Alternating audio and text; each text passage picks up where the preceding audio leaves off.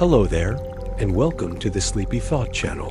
Tonight we're exploring one of the oldest and most beautiful ideas in all of science, the circle of life. It is the quiet pattern that connects forests, oceans, microbes, animals, and even the air you breathe. Nothing truly stands apart. Every living thing is part of a vast exchange that has unfolded for billions of years. The food we eat, the soil beneath our feet, and the breath in our lungs all carry stories from earlier lives. Leaves fall and forests rise again. Oceans bloom with life and return their nutrients to the deep. Creatures of born grow, transform, and pass their energy forward into the living world that follows. Seen from afar, life on Earth is not a straight line. It is a series of loop cycles and returning pathways that keep the planet alive. If you enjoy these gentle journeys, I invite you to subscribe, or share a thought below. It helps others find their way here, to one sleepy soul at a time. But for now, simply settle in and let your breathing slow. Allow your body to relax and your thoughts to drift. As the night grows deeper, we will wander through the remarkable cycles that connect every living thing. Let's begin. Every breath you take contains atoms once breathed by dinosaurs. The air around you is far older than any creature now alive. Earth does not keep making brand new atoms for each new generation. Instead, reuses them again and again in an endless planetary exchange. A single breath may carry oxygen released by a forest, this morning nitrogen, stirred up from the sea, and carbon dioxide exhaled by animals continents away. Over immense spans of time, those same atoms have passed through fern-filled swamps, volcanic skies, mammoth lungs, and the chests of creatures that vanished long before humans arrived. That means the boundary between past and present is thinner than it seems. When you inhale, you are not taking in something fresh from nowhere. You are borrowing ancient matter that has already belonged to countless living things. Breath becomes a kind of reunion, linking your sleeping body to vanished worlds through the simplest act of all. Your body is built from stars, soil, sunlight, and ancient seas. Nothing about you began with you. The calcium in your bones was forged in long-dead stars that exploded before the sun was born. The iron in your blood came from the same cosmic violence. Yet those elements did not leap from space straight into human life. They spent ages moving through rock, rain, oceans, and the bodies of other organisms. Plants drew minerals from soil and powered themselves with sunlight. Animals ate those plants, or ate other animals, and passed that material onward. Seas once covered lands that are now dry. Tiny marine life helped shape the chemistry that later fed forests, insects, reptiles, birds, and mammals. In that sense, your body is a gathering place for worlds that should never have met. Starlight became chemistry, chemistry became cells, cells became tissue, memory, movement, and thought. You are not separate from nature's story. You are one of its most intricate rearrangements. Forests grow from the remains of creatures' leaves and vanished worlds. A forest floor looks soft and simple from above, yet beneath it lies a layered archive of old life. Fallen leaves, splintered branches, dead insects, feathers, droppings, and hidden carcasses all sink into a slow process of breakdown. Fungi thread through the debris, bacteria strip complex material into forms that roots can use. Worms and other small animals churn everything together until the ground becomes dark, rich, and astonishingly fertile. Even the deepest history is involved. Much of the carbon cycling through modern forests was stored long ago by earlier ecosystems, then shifted through air, rock, and water before returning to living tissue again. That means a towering tree is not only a product of sunlight and rain, it is also built from long vanished lives recycled and rearranged into bark, sap, and leaf. When a forest rises, it rises from memory made physical. The living canopy depends on an enormous hidden inheritance below the same carbon in your cells. Once drifted through alien airless space, carbon is one of life's great shapeshifters. It forms the backbone of sugars, fats, proteins, and the molecules that help store and read genetic information. Yet before it became part of any cell, it had a much stranger history. Carbon atoms were forged in ancient stars, and cast into space, where they drifted through cold clouds of dust and gas for unimaginable lengths of time. Some became trapped in the material that later formed the Sun-Earth meteorites and the early atmosphere. From there, carbon moved through volcanoes, oceans, rocks, and the first chemistry that edged toward life. It now passes endlessly between air, soil, water, and organisms. A carbon atom in your body may once have been dissolved in primeval seas, locked inside limestone, or floating through the dark between newborn worlds. That is what makes ordinary biology feel almost unbelievable. Your cells are not made from local ingredients alone. They are built from matter with a cosmic passport. Life survives by recycling almost everything, including bodies, breath, and waste. Nature is far less wasteful than human systems often are. In healthy ecosystems, what one organism discards becomes a resource for something else. Exhaled carbon dioxide feeds plants animal waste, fertilizes soil and watershed. Feathers can line nests, dead wood shelters insects, fungi, and mosses, while slowly releasing nutrients. Even bones and shells become valuable, providing minerals or habitats once they break down or are colonized. This constant reuse is not a side feature of life. It is the reason life can persist on a planet with finite material. Earth does receive energy from sunlight, but the matter itself is cycled through living and non-living systems over and over.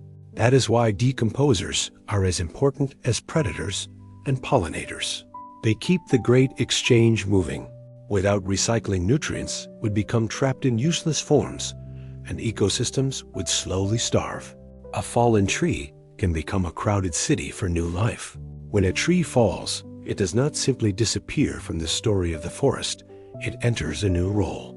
The bark begins to loosen and crack, creating shelter for beetles, spiders, and centipedes. Fungi spread through the wood and start digesting tissues the tree itself could not reuse in life. Mosses and lichens settle on the damp surface.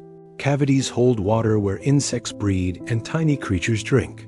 As the log softens, salamanders hide beneath it, small mammals nest nearby, and seedlings may sprout from the decaying trunk itself. These are sometimes called nurse logs because they cradle the next generation of plants above the busy floor below. In some forests, young trees rise in straight lines because they all began on the same long rotting giant. What looked like collapse becomes architecture. What seemed like loss becomes housing, food, moisture, shade, and nursery space. One body falls and an entire neighborhood begins to thrive. The circle of life begins long before birth. In older lives, no new organism starts from nothing. Long before a baby animal draws its first breath or a seed sent out its first root, the materials that will build it have already lived other stories. Nutrients in an egg or seed come from food gathered by a parent. That fruit came from plants, prey, fungi, or microscopic life, each shaped by earlier cycles of growth and decay. Even the body that carries new life was itself assembled from borrowed matter. In that way, Earth is not the beginning of existence. It is the moment a much older stream of matter and energy takes on a new form. This changes how you see inheritance. It is not any genes that pass onward, but substance itself. A chit is partly built from grains, insects, and the minerals of the ground. A human infant grows from nutrients traced through farms, oceans, sunlight, and ancient geochemical cycles. New life arrives already carrying the world behind it. Every meal is a link in an ancient chain of survival. Eating can feel immediate and ordinary, yet every bite connects you to one of the oldest systems on Earth. Food is stored energy and borrowed matter passed from one life to another. A piece of fruit holds sunlight captured by leaves. Bread carries the work of wheat roots, drawing minerals from soil and water from rain. Fish embody entire marine networks of plankton currents and smaller prey. Even a simple meal contains traces of landscapes, seasons, microbes, weather, and countless organisms that made it possible. Predators, grazers, pollinators, decomposers, and farmers all stand somewhere in that background. The chain can stretch astonishingly far. Grass feeds an antelope. The antelope feeds a lion. The lion's body later nourishes scavengers and soil. Nothing in that sequence exists alone. To eat is to join a transfer already underway, one that began long before people named it. Survival is never solitary. It is always built on relationships, exchanges, and inherited abundance. Nothing living stands alone. Every creature borrows life from others. Individual organisms can look self-contained, but life is deeply collaborative. Plants rely on sunlight, water, soil, organisms, and often pollinators or seed dispersers. Animals depend on other species for food, shelter, cleaning, warning signals, and sometimes direct protection. Inside bodies, microbes help digest meals, make useful compounds, and shape immune defenses. Coral reefs are partnerships. Lichens are partnerships. Even many roots function through fungal alliances that expand their reach into the ground. Borrowing life does not always mean harmony. It can include predation, competition, and parasitism too. Yet even conflict reveals dependence. A hawk needs prey. A parasite needs a host. A forest predator may indirectly protect trees by controlling the animals that would overeat young shoots. This means survival is woven from connections rather than independence. No creature is a sealed unit moving through a separate world. Each one is supported, limited, nourished, and transformed by others in a vast living web that never fully stands still. A seed can sleep for centuries, then wake in rain. Some seeds live in a kind of suspended possibility. They are not dead, and they are not truly active either. Inside them, a future plant waits with extraordinary patience for the world to become favorable. A hard coat may shield the embryo from cold, dryness, microbes, and time itself. In deserts, this means waiting for rare rainfall. In cold regions, it can mean enduring winter until warmth returns. A few seeds have astonished scientists by sprouting after decades, and in rare cases far longer, once moisture, temperature, and light finally aligned. The delay is not laziness, it is strategy. By waiting, a plant avoids spending its one chance in the wrong season, or the wrong year that makes the seed one of nature's boldest inventions. It carries food, shelter, instructions, and timing in a package small enough to hide in dust, then rise when the moment is exactly right. Caterpillars dissolve inside cocoons before becoming something entirely new. Metamorphosis is far stranger than a costume change. Inside the chrysalis soul cocoon, much of the caterpillar's body is broken down and reorganized. Tissues that once powered crawling and chewing and dismantled while clusters of cells already present in the larva begin building wings, legs, eyes, and adult organs. The process is not simple destruction. It is controlled transformation guided by genes and hormones that turn one kind of life into another with almost theatrical precision. The result can seem impossible because the two stages live so differently. One spent its days eating leaves, the other may sip nectar, fly long distances, court mates, and help pollinate flowers. It is the same individual, yet its world has been almost completely rewritten. Few images capture the circle of life so vividly. Growth here does not mean becoming a bigger version of what came before. It means becoming something that would have seemed unimaginable at the beginning. Some jellyfish can reverse their age and begin again. Among the stranger stories in biology is a tiny jellyfish with an ability that sounds like myth. Under stress or injury, instead of continuing toward death in the usual way, it can revert to an earlier life stage. Its mature body transforms back into a polyp, which is a simpler form attached to a surface. From there, it can grow again and produce new jellyfish. This does not make it magically indestructible. It can still be eaten, diseased, or destroyed. Yet the ability remains astonishing because it bends our ordinary sense of aging. Most animals move one way through life. They develop, mature, and decline. This creature can, in certain conditions, turn the arrow around. Scientists study it because it may reveal how cells change identity and how aging works at a deeper level. For everyone else, it offers something just as remarkable. It shows that life's pathways are wider and stranger than common experience ever suggests. Vultures keep ecosystems alive by thriving on death itself. Few animals have a worse reputation than vultures, and few deserve it less. They are among the most efficient sanitation workers on Earth. By locating carcasses quickly and consuming them before they rot extensively, vultures help prevent the spread of dangerous microbes that might otherwise linger in soil, water, or the bodies of less specialized scavengers. Their digestive systems are remarkably tough, capable of handling pathogens that would sicken many other animals. This makes them a protective force in landscapes where large creatures live and die regularly. When vulture numbers crash, the consequences can ripple outward. Carcasses remain longer, other scavengers, increased disease risks can rise for wildlife, livestock, and people. So the bird circling overhead is not just waiting for death. It is part of what keeps death from becoming a public hazard in the circle of life.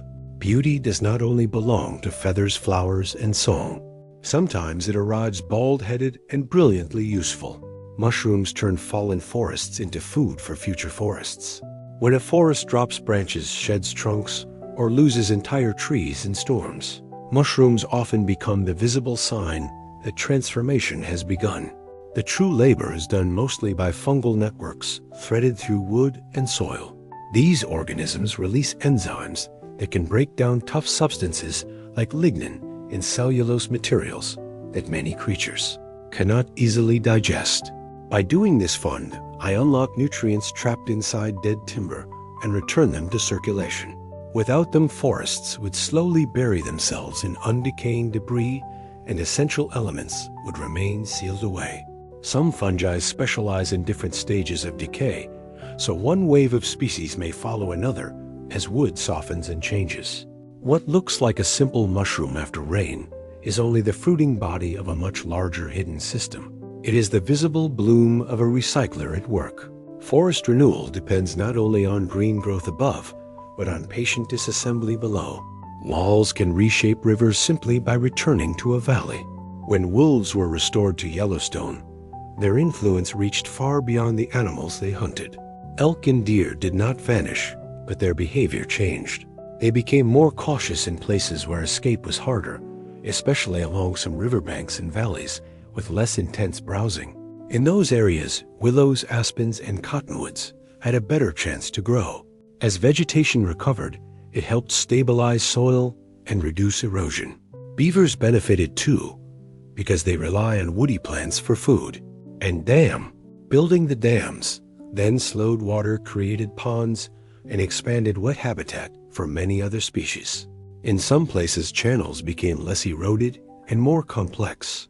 The walls did not touch the rivers directly, yet their presence rippled through prey plants and engineering animals until water itself behaved differently. It is one of the clearest examples of how predators can shape an ecosystem from the top down. A returning hunter can alter the land without ever moving a stone. Tiny plankton help produce much of the oxygen you breathe. When people think of oxygen, they often picture forests.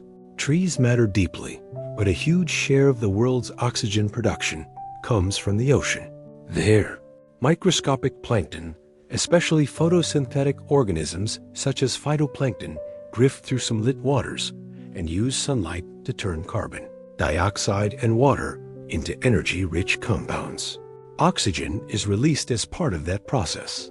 These tiny drifters are so small that many are invisible to the naked eye, yet together they form one of the great engines of the biosphere. They also sit near the base of marine food webs, supporting creatures that range from small zooplankton to whales.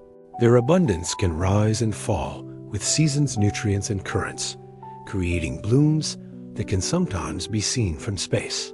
It is a wonderful reminder that the planet's life support systems are not always grand in scale. Some of the most important work on Earth is done by beings too small to notice. Flowers bribe insects with nectar to carry life onward. A flower cannot walk toward a mate, so it must persuade someone else to do. The traveling nectar is one of its cleverest offers. Rich in sugar, it tempts bees, butterflies, moths, beetles, birds, and even bats to visit. While the visitor feeds pollen, sticks to its body, and is carried to another bloom.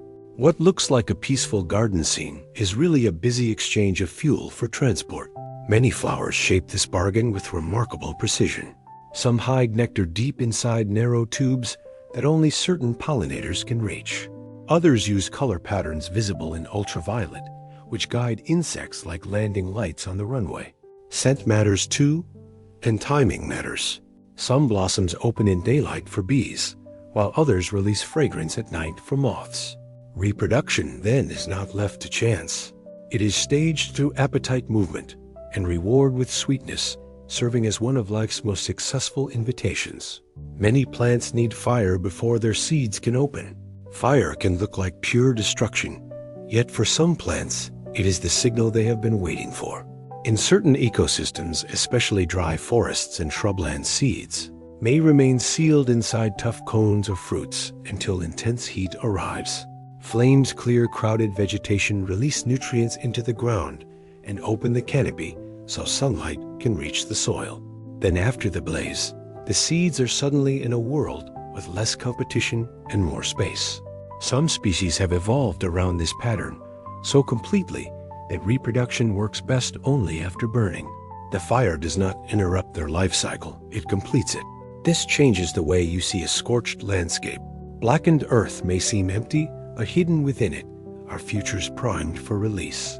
When rain returns, seedlings can emerge in great numbers from a place that looked ruined days earlier. In some habitats, destruction is the doorway through which renewal enters. Some trees only release seeds after intense heat or smoke. Certain trees keep their seeds locked away with extraordinary discipline. Their cones may stay closed for years, even decades, while mature seeds wait inside. Only the heat of a serious wildfire, or in some species chemicals carried in smoke, triggers release.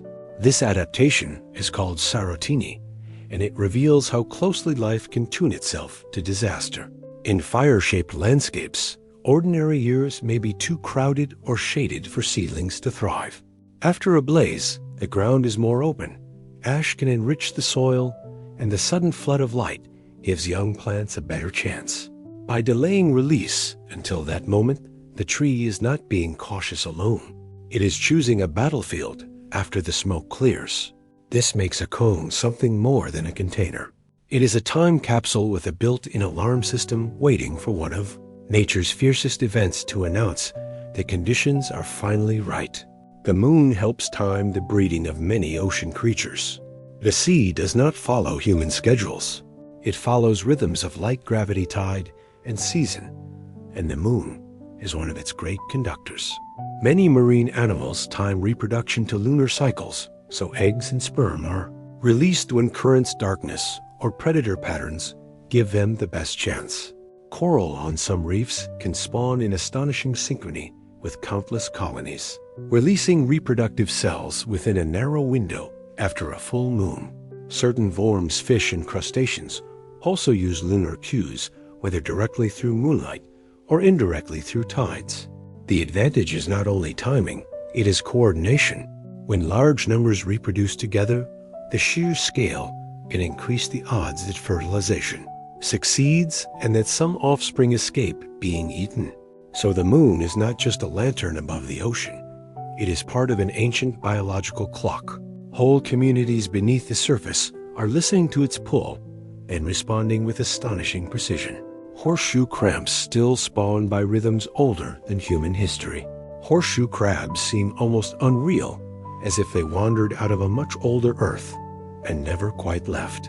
For hundreds of millions of years, their lineage has endured dramatic planetary change, and each breeding season, they return to shore with a ritual that still follows the pole of tides and the phases of the moon. Females crawl onto beaches to lay clusters of eggs in the sand, while smaller males cling on or gather nearby to fertilize them. The scene feels ancient because it is long before cities writing or our earliest myths. These animals were already timing reproduction to coastal rhythms. Their eggs then become vital food for migrating birds in some regions, tying a deep past to a living present. Even modern medicine depends on them, since their blue blood has long been used to test certain forms of contamination. They are not relics in the simple sense. They are old solutions that still shape life now. A mayfly may live for years, then fly for hours. Few creatures make the contrast between hidden life and visible life more dramatic than a mayfly. Most of its existence passes underwater as a nymph, where it feeds, grows, molts, and becomes part of streams and ponds for months, or even years depending on the species. Then comes a sudden transformation. It rises from the water, emerges into the air, and enters a brief adult stage focused almost entirely on reproduction. Some adults live only a day, and some far less. Many do not even have functioning mouth parts, because eating is no longer the point. They dance, mate, lay eggs, and vanish to us. They can seem heartbreakingly short. Yet the shortness is only an illusion created by what we notice. The long preparation happened out of sight. The airborne finale is the last bright moment of a much larger life. In that way, mayflies remind us that the visible chapter is not always the main one. Dragonflies begin life underwater before mastering the open air. A dragonfly seems built for speed and sunlight, but its first world is dark, wet, and full of ambush. The young form, called a nymph, lives underwater and is already a skilled predator. It stalks mosquito larvae, tadpoles, and small aquatic animals using a remarkable extendable lower jaw to snatch prey with startling speed. There it may spend months or even years, depending on the species and climate, before climbing out of the water to transform. The outer skin splits, and the winged adult slowly emerges, pumps fluid into its wings, hardens, and takes to the air. The difference between the two stages is astonishing. One prowls like a hidden hunter among reeds and mud. The other becomes a glittering aerial expert, capable of sharp turns, hovering, and mid-air capture. Yet both belong to the same life. It is one creature learning two different worlds, first below the surface and above it with dazzling control. Frogs are born with gills, then trade water for land. The life of a frog begins in a form that seems to belong to another animal entirely, from jelly like eggs. In water hatch, tadpoles, small swimmers with tails and gills built for an aquatic world. They feed, grow, and breathe as creatures of pond streams or quiet shallows. Then metamorphosis begins. Legs appear, the tail shrinks, lungs develop, the digestive system changes, as diet often changes too.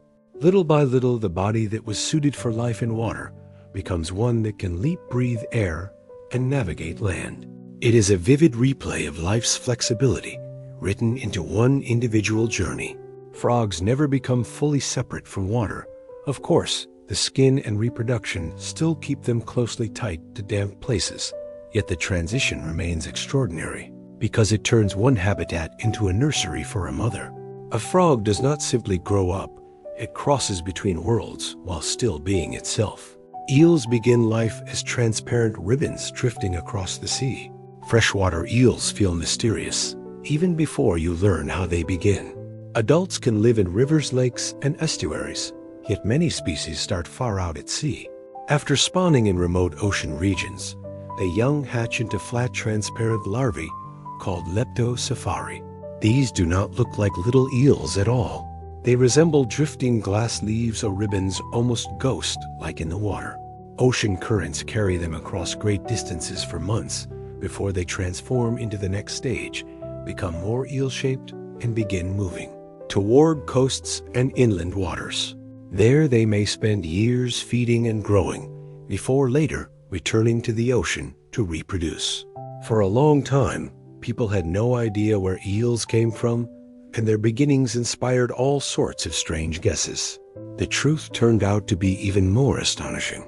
A secretive fish of rivers and marshes begins with a long transoceanic childhood, almost invisible in the open sea.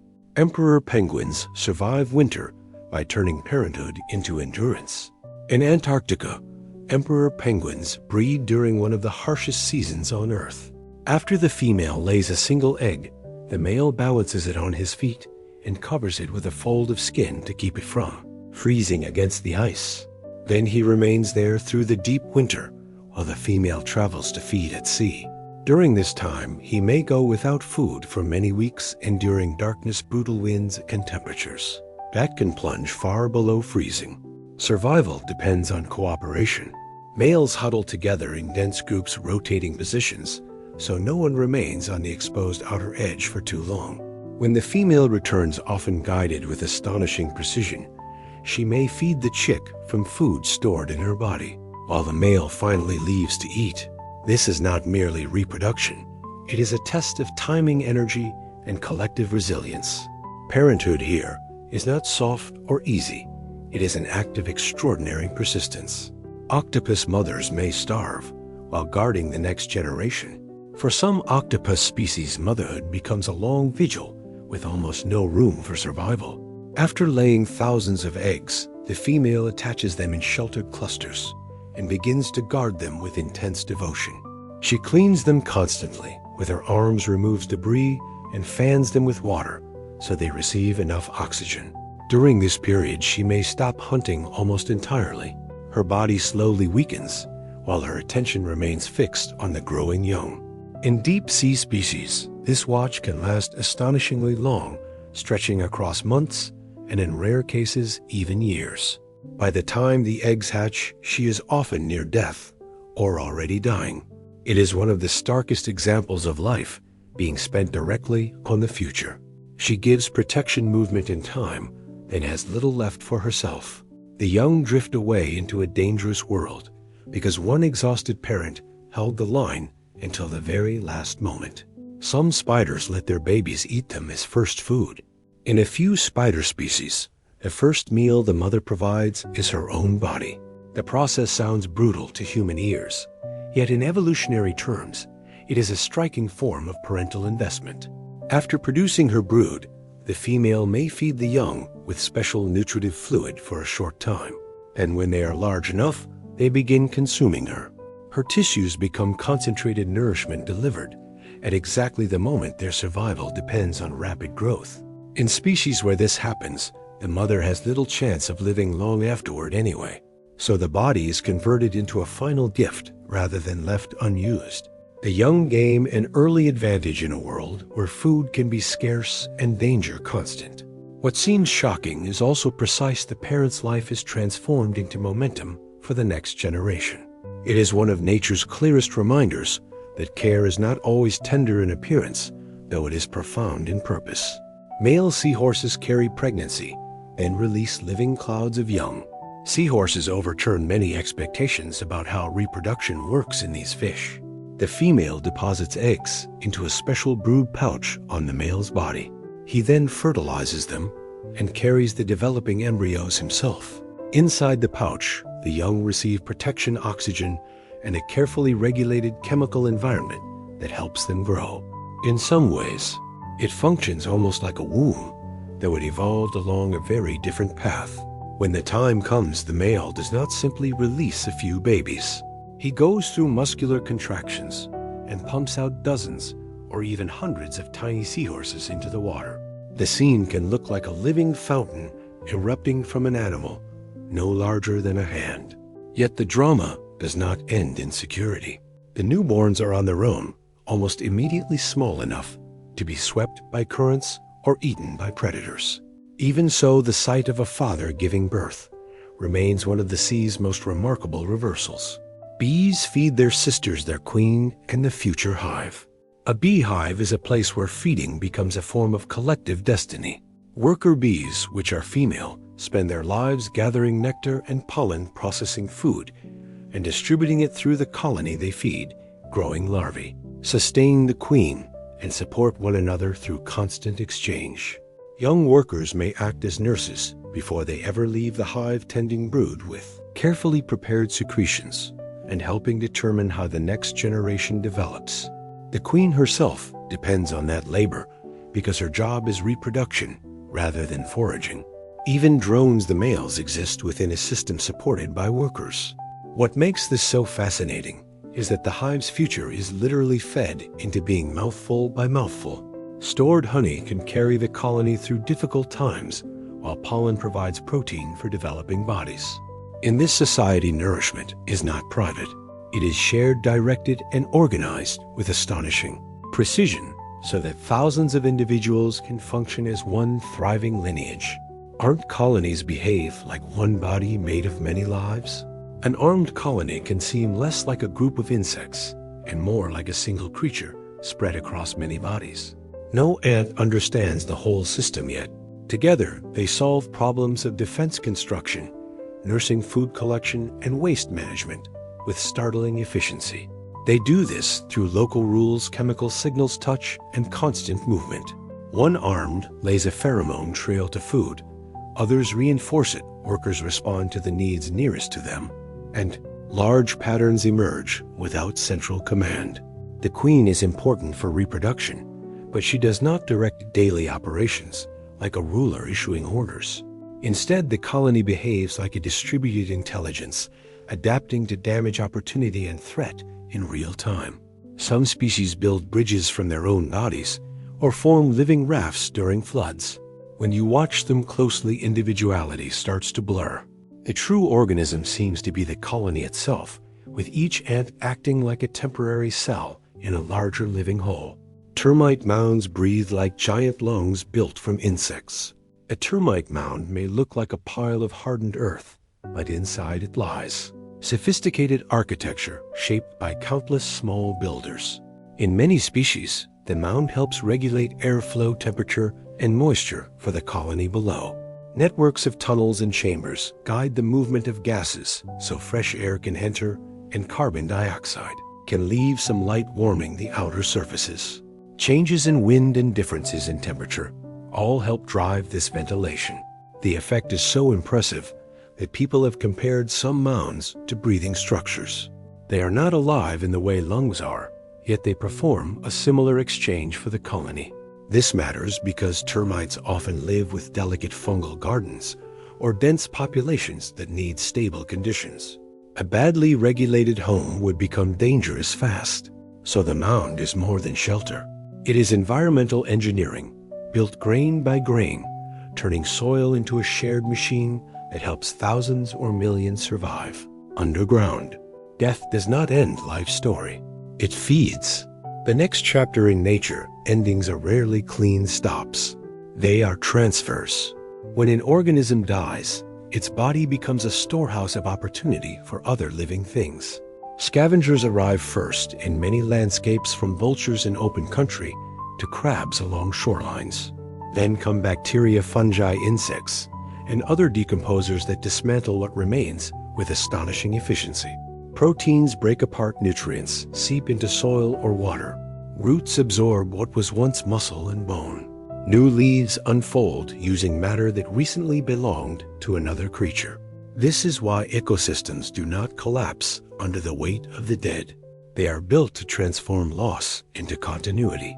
A fallen bird may nourish beetles, microbes, grasses, and the predator that later eats the grazing animal fed by those grasses.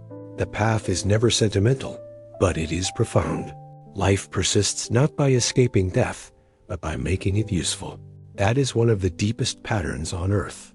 Baby sea turtles begin life by racing toward a lethal ocean.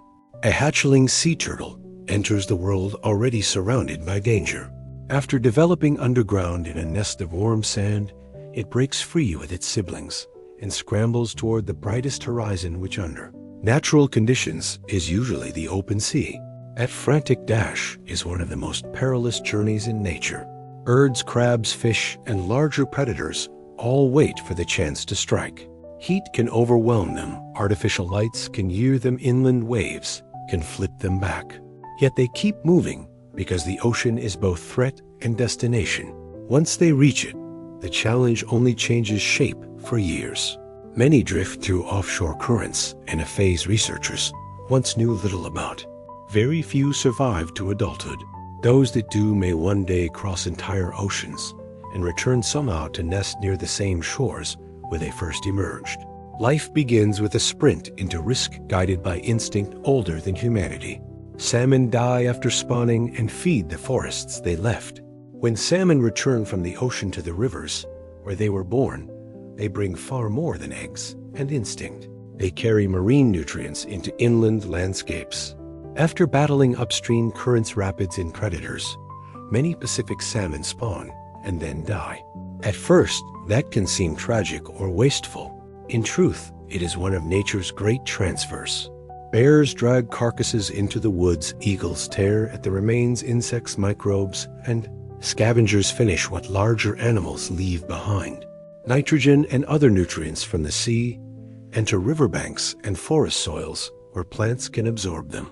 Studies have even found marine signatures in the wood of trees growing near salmon streams. That means part of the ocean can end up in the trunk of a forest giant because fish made one final journey inland. The last act nourishes young salmon-hungry animals streamside. Plants and entire ecosystems far beyond the water where the stories seem to end. Coral reefs are built by countless lives ending in stone. A coral reef can look like a colorful underwater garden, yet much of its grandeur comes from accumulation over immense spans of time. Reef-building corals are tiny animals that secrete hard skeletons of calcium carbonate beneath their soft bodies. As generations live and die, those mineral structures remain.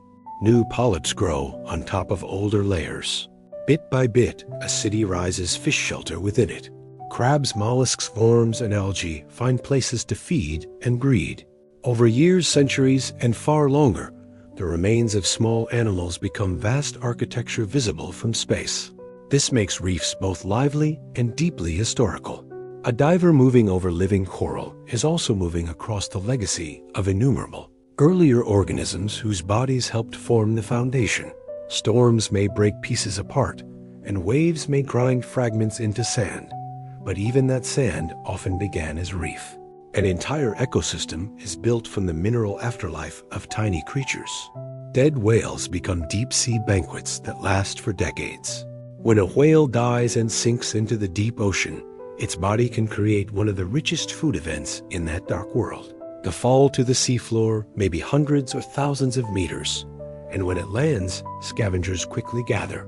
Sharks, hagfish, and other mobile feeders strip away soft tissue in the early stage. After that, smaller organisms move in. Crustaceans, worms, and microbes continue the work, drawing energy from what remains.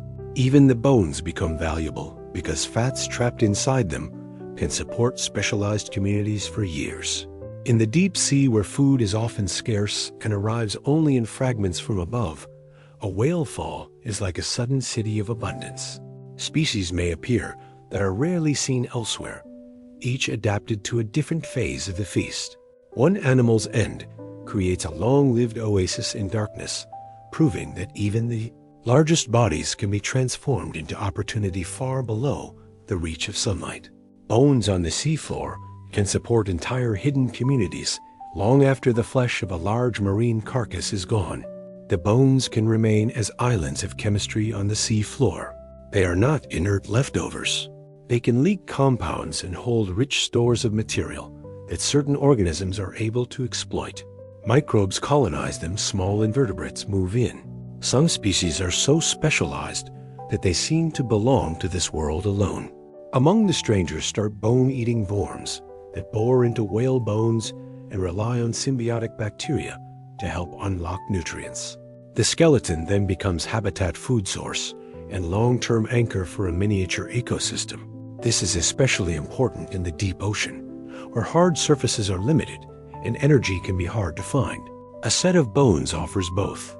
What looks empty to us may be full of slow, hidden activity, with life assembled around the remains of something much larger. Even stripped down to mineral and marrow, a body can still host a world. Deep-sea worms can live only on nutrients from decay far below the surface, where sunlight never reaches and food can be painfully scarce.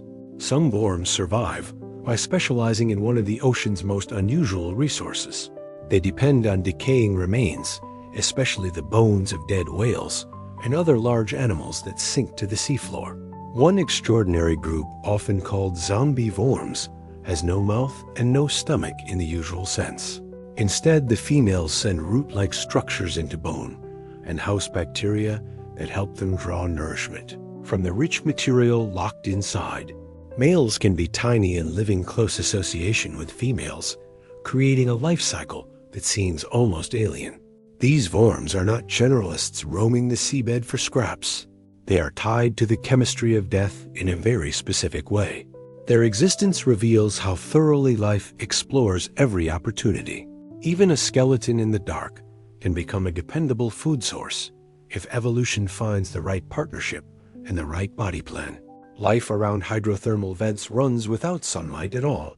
Most ecosystems on Earth depend ultimately on sunlight, but hydrothermal vents reveal another possibility. These openings in the seafloor release hot mineral-rich fluids from deep within the planet, often in total darkness around them. Life flourishes by using chemistry instead of light as the base of the food web. Certain bacteria can harness energy from chemicals such as hydrogen, sulfide-building organic matter, through a process called chemosynthesis. Larger organisms then depend on those microbes directly or live in close partnership with them. Giant tube worms, clams, and other vent animals may carry symbiotic bacteria inside their bodies, turning chemical energy into living tissue. In one of the strangest communities on Earth, the setting feels almost impossible with crushing pressure darkness and water heated by Earth's interior. Yet life not only persists there, it thrives. These vents changed science by showing that sunlight is not the only path to a working ecosystem on our planet. Some bacteria eat rock metal or sulfur to stay alive. Not all life waits for sunlight, leaves, or prey. Some bacteria make a living from chemistry that seems almost impossible. They can draw energy by oxidizing sulfur, iron, manganese, or other inorganic substances found in rocks, sediments, and mineral-rich water.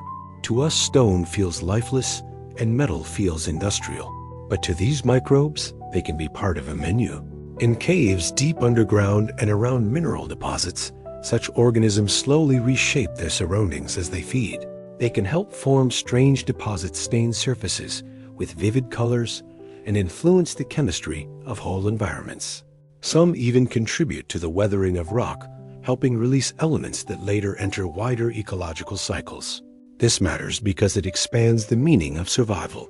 Life is not limited to green landscapes or animal bodies. It can grip a dark mineral surface and begin building a living world from chemistry alone, one invisible reaction at a time. Microbes in your gut help digest food and train immunity. Inside your digestive system lives a crowded community that does far more than sit quietly in the background. Gut microbes help break down components of food that your own body would struggle to process alone, especially certain fibers and complex compounds from plants. In doing so, they produce useful substances that nourish cells lining the intestine and influence metabolism in ways scientists are still untangling.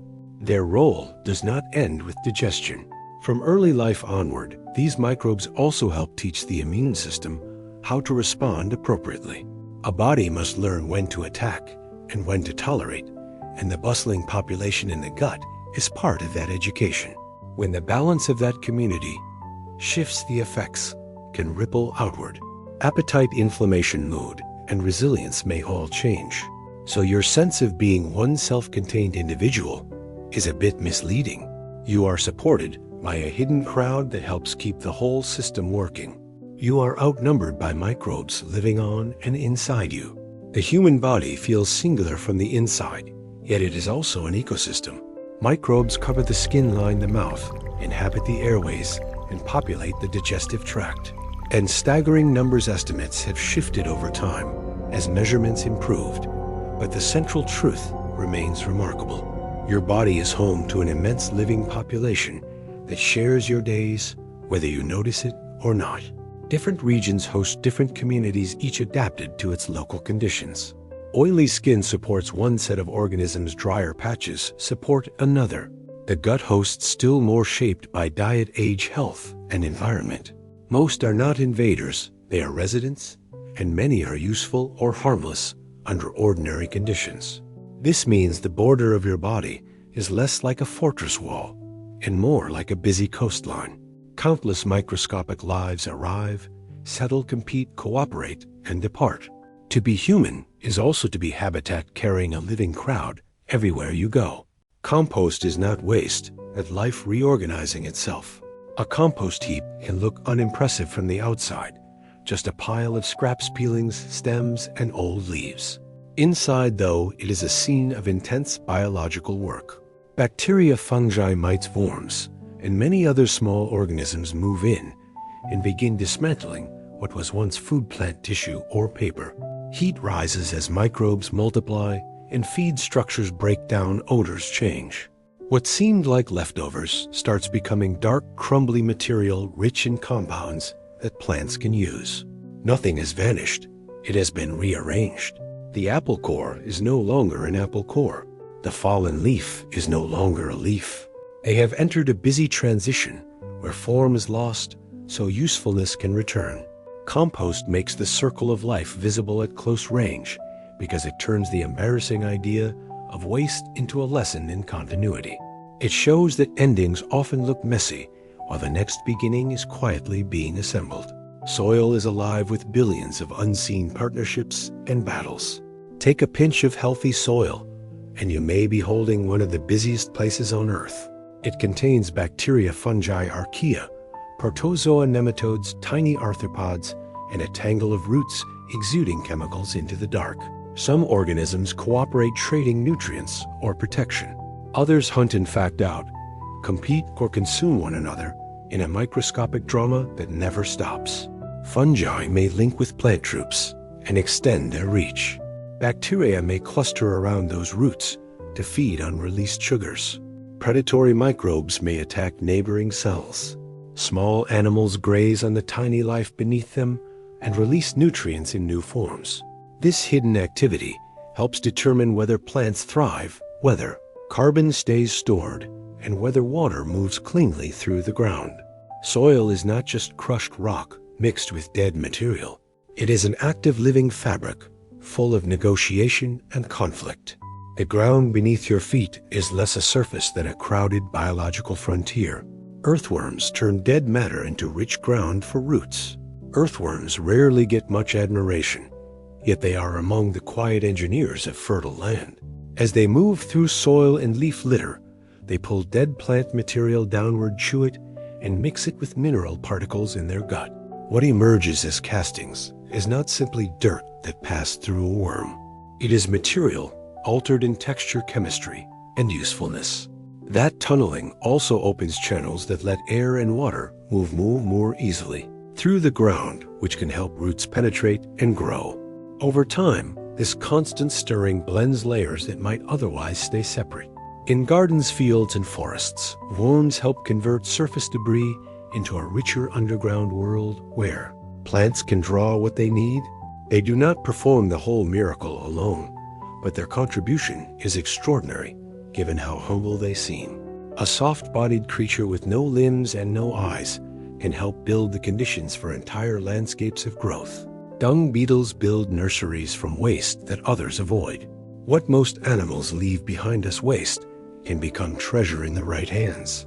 Dung beetles find fresh droppings with astonishing speed, guided by scent and competition. Some rule portions away into neat balls, others tumble beneath the pile and drag material underground. This is not random scavenging. Often the dung becomes a nursery. Eggs are laid in or near these carefully prepared stores, so the larvae hatch surrounded by food. What seems revolting to us is for them a ready-made packet of nutrients, moisture, and microbial richness. Their work also benefits entire ecosystems. By burying dung, they help return nutrients to the soil, reduce fouling on the surface, and even limit places where certain parasites or pesticides might thrive. The result is both practical and elegant. Waste is removed, young now provisioned, and the ground is enriched. At the same time, few animals turn neglect into opportunity with such tidy efficiency. Carrying beetles bury small corpses to raise their young. Some beetles perform a task so startling it feels almost ceremonial. When they find the body of a small dead animal, such as a mouse or bird, a pair may begin digging beneath it until the corpse sinks into the soil.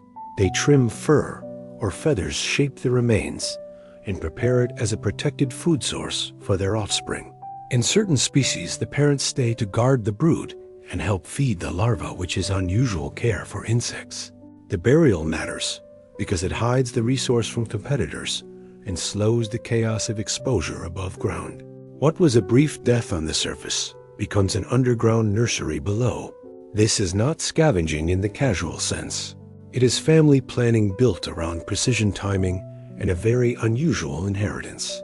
The young begin life not on random scraps, but on a carefully secured body prepared by attentive parents. In the darkness of the soil, scavengers can prevent disease by clearing death from landscapes.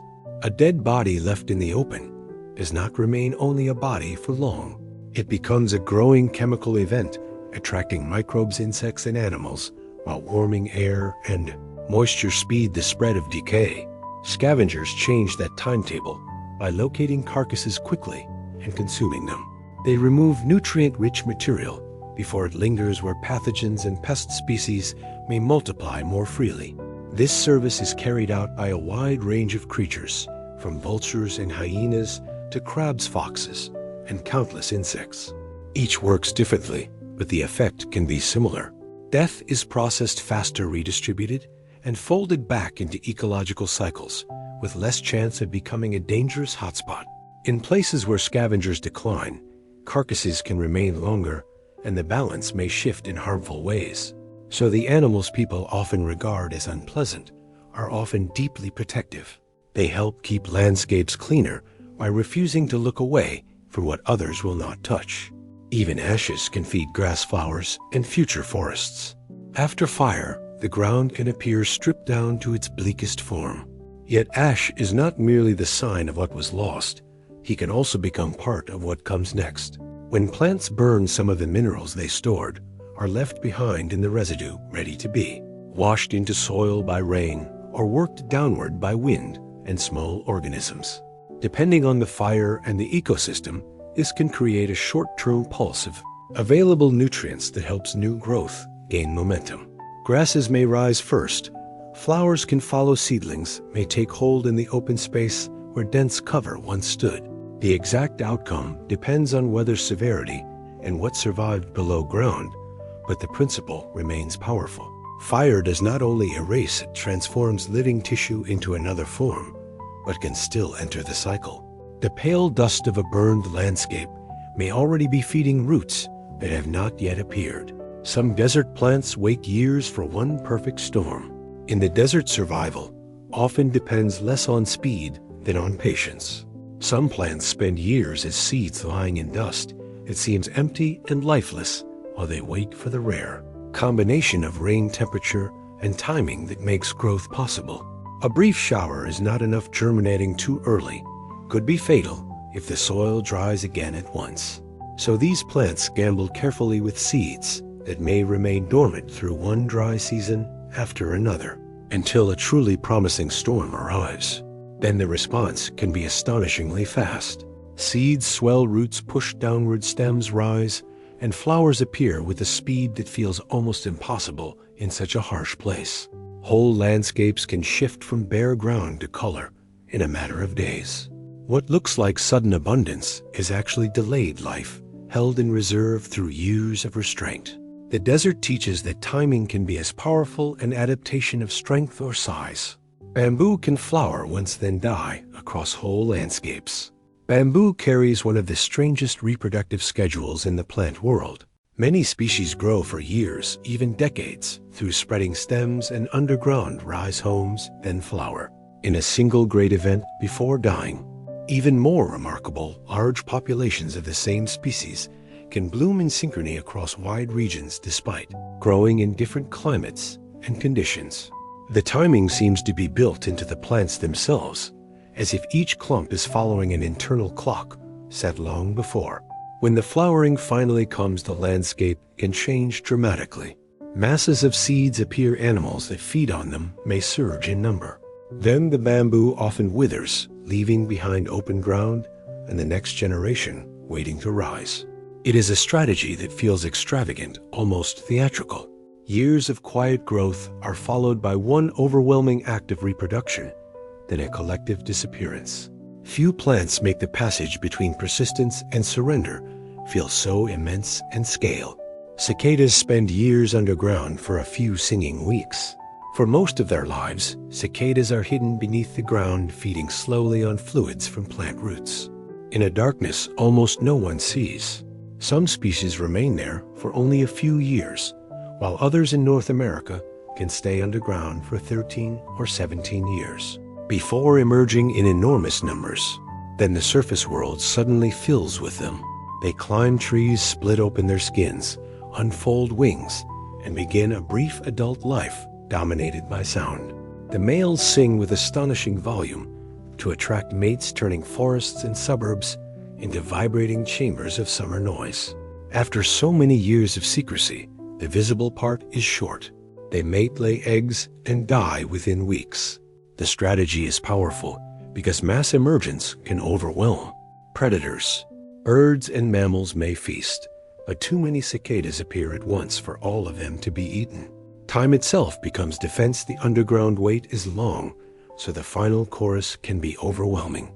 Some squid live fast, reproduce once, and vanish within months. Squid are often creatures of urgency. Many species grow quickly, hunt actively, and race through life on a schedule far shorter than most people would expect. Some reach maturity within months, reproduce once, and die soon afterward. That pace gives them an almost combustible quality, as if their lives burn bright and fast in the sea. They must feed efficiently, evade predators, and reach breeding condition in a narrow window.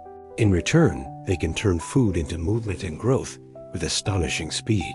Their bodies are built for action, with jet propulsion, large eyes, and skin that can flash through changing patterns of color. Yet for all that brilliance, the future lies in eggs, not in long individual survival. The adults spend themselves and disappear. This kind of life history feels extreme, but it can work well in changing marine environments where rapid growth and swift reproduction offer an advantage. Some lives endure by lasting, others endure by racing. Annual plants bet everything on one brief season of growth. An annual plant lives with startling commitment. It germinates, grows, flowers, produces seeds, and dies all within a single growing season. There is no second spring for the same individual, no quiet return from underground next year. Everything must happen now. That urgency shapes the whole design. Resources go into rapid growth, fast reproduction, and the production of seeds capable of carrying the line forward after the parent is gone. In fields, disturbed soils, and places where conditions can change quickly, this strategy can be remarkably successful. An annual does not need to preserve a permanent body through cold, drought, or damage. It places its future in durable offspring instead. That gives these plants a very different relationship to time than long-lived trees or shrubs. They are opportunists, arriving quickly when conditions open and departing just as quickly when the work is done. One season is enough provided it ends with the next generation already waiting. Perennial roots survive winter while the visible plant disappears. A perennial can seem to die when winter arrives. Leaves blacken, stems collapse, flowers vanish, and the garden looks emptied of what was there before. Yet in many species, the true continuity lies below the surface. Roots, bulbs, tubers, rhizomes, or other underground structures remain alive through the cold months, storing energy gathered during the growing season and protecting the tissues needed for regrowth. The visible plant was only the seasonal expression of something more durable hidden in the soil. When warmth returns, those reserves power of fresh emergence. Shoots break upward, leaves unfurl, and what looked lost appears to come back from nowhere. This strategy allows a plant to retreat from conditions it cannot, safely endure above ground while keeping its place in the landscape. Winter becomes not an ending, but a withdrawal. The plant is still present, only concealed in that sense. Perennials teach a subtler version of survival, one based on endurance through disappearance. Autumn leaves fall, so trees can survive. The cold leaf fall can look like surrender, but for many trees, it is a carefully managed survival strategy. Broad leaves are excellent at capturing sunlight during warm months, yet they become risky when winter approaches. Cold air and frozen ground make it hard for roots to replace water lost from leaf surfaces. Ice, snow, and wind can also damage delicate tissues. So before winter deepens, deciduous trees begin withdrawing valuable nutrients from their leaves and storing them in stems, trunks, and roots. The leaves are then sealed off at their bases and dropped. Their colors often change first because green chlorophyll breaks down, revealing pigments that were already there or newly produced during the transition. What follows is not merely a pretty seasonal display, it is a tactical retreat from a dangerous season. By shedding vulnerable surfaces, the tree reduces water loss and avoids damage standing bare through winter, so it can return stronger when growth becomes possible again. Decay releases nutrients that would otherwise remain locked away. A dead leaf, a fallen branch, or the body of an animal still contains valuable elements, but without decay, those materials would remain trapped in forms that living organisms could not easily use. Decomposition breaks that lock as microbes, fungi, and small animals feed, tear, digest, and transform organic matter. Nutrients are released back into soil and water in forms that plants and other organisms can absorb. This is one of the great enabling processes of life on Earth.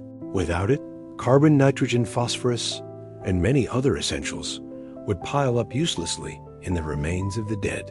Forests would starve beside heaps of untapped abundance. Lakes and fields would lose productivity of a time. Decay prevents that kind of ecological paralysis. It is the mechanism that turns leftovers into availability. The process may look messy, but its outcome is elegant. Hidden within rot is a kind of liberation where life gains access to resources that death alone had sealed away from. Thee and bacteria are the quiet engines of renewal. Much of Earth's renewal happens out of sight and without applause. Fungi spread through wood, leaf litter, and soil with thread-like networks that can reach astonishing scale. Bacteria crowd every damp crevice, every grain of compost, every surface where chemistry can be turned into metabolism. Together, they are among the most important recyclers on the planet. They dismantle complex organic matter free. Nutrients alter soils, shape the conditions for plant growth, and help keep ecosystems from choking on their own remains. The work rarely comes with spectacle. There is no raw, no migration, no obvious trauma from most human eyes. Yet remove them, and the world would change beyond recognition. Dead material would accumulate. Nutrient cycles would store. The continuity between one generation and the next would begin to fail. These organisms do not simply clean up, they prepare the stage for what follows. Renewal depends on a vast hidden workforce that turns endings into usable beginnings. Again and again, life depends as much on decomposition as on birth. Earth is easy to celebrate because it is visible, dramatic, and full of promise. Decomposition is harder to admire, yet life depends on it just as deeply. New organisms need access to space nutrients and usable materials. Without decomposition, those essentials would remain tied up in dead tissue and abandoned structures. Forests would fill with undecayed trunks and leaves. Oceans would keep storing bodies without returning their elements to circulation. Soil fertility would fade.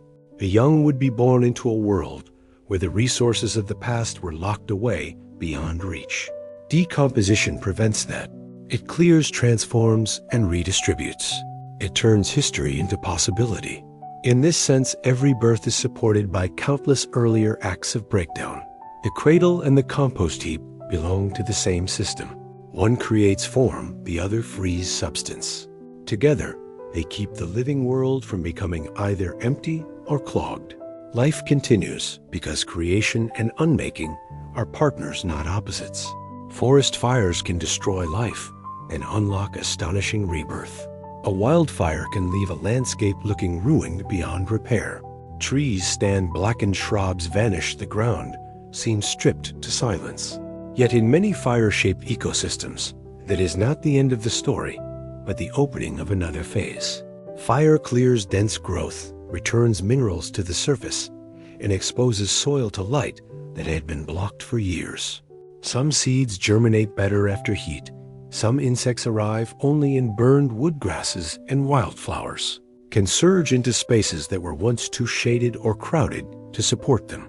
New habitats appear for animals that depend on fresh growth or standing dead trees. The exact path depends on the intensity of the blaze and the species present, but the pattern is powerful. A burn can reset competition and create room for new generations. What feels like total loss from one angle can, in the right setting, become a fierce and surprising invitation for life to begin again. After eruptions, bare lava can become living land again. Fresh lava looks like the opposite of a habitat. It is hard, dark, hot at first, and utterly without soil. Yet given time, even that severe beginning can become living ground. Wind brings dust, rain enters cracks. Minerals on the rock surface begin to weather under sunwater and changing temperature. Then come the pioneers, often microbes and hardy organisms able to cling where nothing softer yet exists. Tiny pockets trap more particles, moisture lingers a little longer. Bit by bit, the surface changes from sterile stone into a place that can hold life. This transformation may take years, decades, or much longer, depending on climate and the lava itself, but it happens. Volcanic islands and old lava fields around the world tell the same remarkable story, what once poured from Earth's interior. As destruction becomes the foundation for roots, insects, birds, and entire communities. Even the newest rock on the planet can join the circle of life. Lichens help turn naked rock into future soil. Lichens are easy to overlook, yet they are among the first great settlers of raw snow. They are partnerships between fungi and photosynthetic partners, usually algae or cyanobacteria, and together they can live where many other organisms would fail.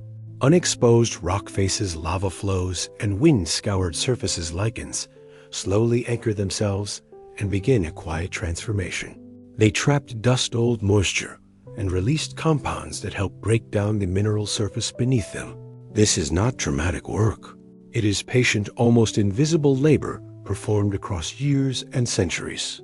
But its effect is enormous. As rock weathers and organic material accumulate, tiny pockets form where mosses and other early colonizers can gain a foothold.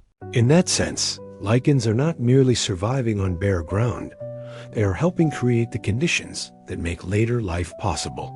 A future forest may owe its earliest chance to a crust of living partnership spread across stone. Mosses often arrive before forests, beginning slow ecological succession before tall trees claim a landscape. The first green may belong to moss. These small plants can settle into thin soils, damp crevices, and newly disturbed ground where harsher conditions keep larger vegetation away. They do not need deep roots because they absorb water across much of their surface that allows them to spread over rock, fallen logs, and raw earth, softening places that once seemed too exposed for life to gain momentum. Their presence changes the land in subtle but important ways. Moss can help retain moisture, reduce erosion, and gather particles that slowly build more hospitable ground. Small invertebrates move in seeds, find better footing, other plants begin to appear. Ecologists call this succession the step-by-step replacement and enrichment of one community by another over time. Mosses are often early authors of that process. They write the opening lines of a much longer story, preparing the stage before shrubs, saplings, and eventually forests rise. A pond can age into a meadow over centuries. A pond may look timeless, but many are slowly changing from the moment they form. Sediment washes in, leaves fall and settle. Aquatic plants grow, die, and add their remains to the bottom. Year after year, the basin becomes shallower. Reeds and rushes spread from the edges. Open water shrinks, marsh plants take hold where fish once swam. Given enough time, what began as a pond can pass through wetland stages and eventually become a meadow or even woodland, depending on climate and drainage. This is not aging in the animal sense, but it is a kind of ecological life history. The body of water is gradually transformed by everything that enters it and grows within it. A dragonfly hunting over open water belongs to an earlier chapter than a butterfly, moving through grasses in the same place centuries later. Landscapes, too, have biographies. A pond can begin as water and end as land through the patient work of accumulation. Coral islands can begin with tiny drifting larvae finding stone. Many coral islands owe their existence to beginnings so small, they are almost unimaginable. Coral starts life as a drifting lava in the sea, tiny enough to be carried by currents across great distances. If it finds the right hard surface in warm, shallow water, it can transform into a polyp and begin building a mineral skeleton. One polyp alone changes little, but generation after generation colonies expand layer upon layer until reef structures rise upward. Through time, waves break coral into sand. Its sand collects and shifts. Storms and currents pile it into bars and low islands. Seeds arrive, birds visit, plants take hold. What was once open water can become a place where crabs scuttle, palms root, and people someday stand. The astonishing part is the scale of the transformation compared with its beginning. A drifting speck meets stone, and over long spans of time, an island enters the map. Mangroves raise young fish while protecting coasts from storms. Mangrove forests stand where land and sea meet. Rooted in mud that shifts with tides and salt, their tangled roots create one of the most valuable nursery systems in the coastal world. Young fish, shrimp, and many other animals shelter there. Among the submerged branches, where predators often find it harder to chase them.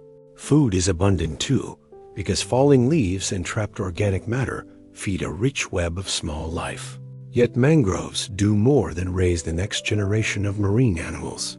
The roots also bind sediment slow waves and help protect shorelines from erosion and storm damage. In that sense, they defend both the future of ecosystems and the edges of continents at once. A young fish hiding in mangrove shade is part of the same story as a village spared some force of a storm surge. These forests are nurseries, barriers and engines of coastal life, all woven together in one extraordinary living structure.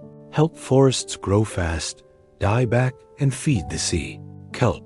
Forests can rise with astonishing speed in cold coastal waters, forming towering underwater stands from large brown algae anchored to the seafloor. They offer shelter for fish, sea stars, crabs, snails, and countless other organisms that use the fronds like branches in a submerged woodland. But these forests are not static. Storms can tear them loose, seasonal changes can thin them, grazers can reduce them when kelp breaks free or dies back. The story does not end there. Drifting pieces become food for animals far from the forest itself, and fragments that sink can feed creatures on the seafloor. In this way, kelp exports energy across the marine world. A living forest supports one set of communities. Detached and decaying kelp supports another. The same organism provides architecture, shelter, and then nourishment after its structure is gone. It is a vivid reminder that in the sea, growth and breakdown often happen as parts of one flowing system. Seagrass meadows store carbon by burying ancient sunlight underwater. Seagrasses are flowering plants, not seaweed, and their meadows perform one of the ocean's quietest and most important tasks. Through photosynthesis, they capture energy from sunlight and turn carbon into living tissue.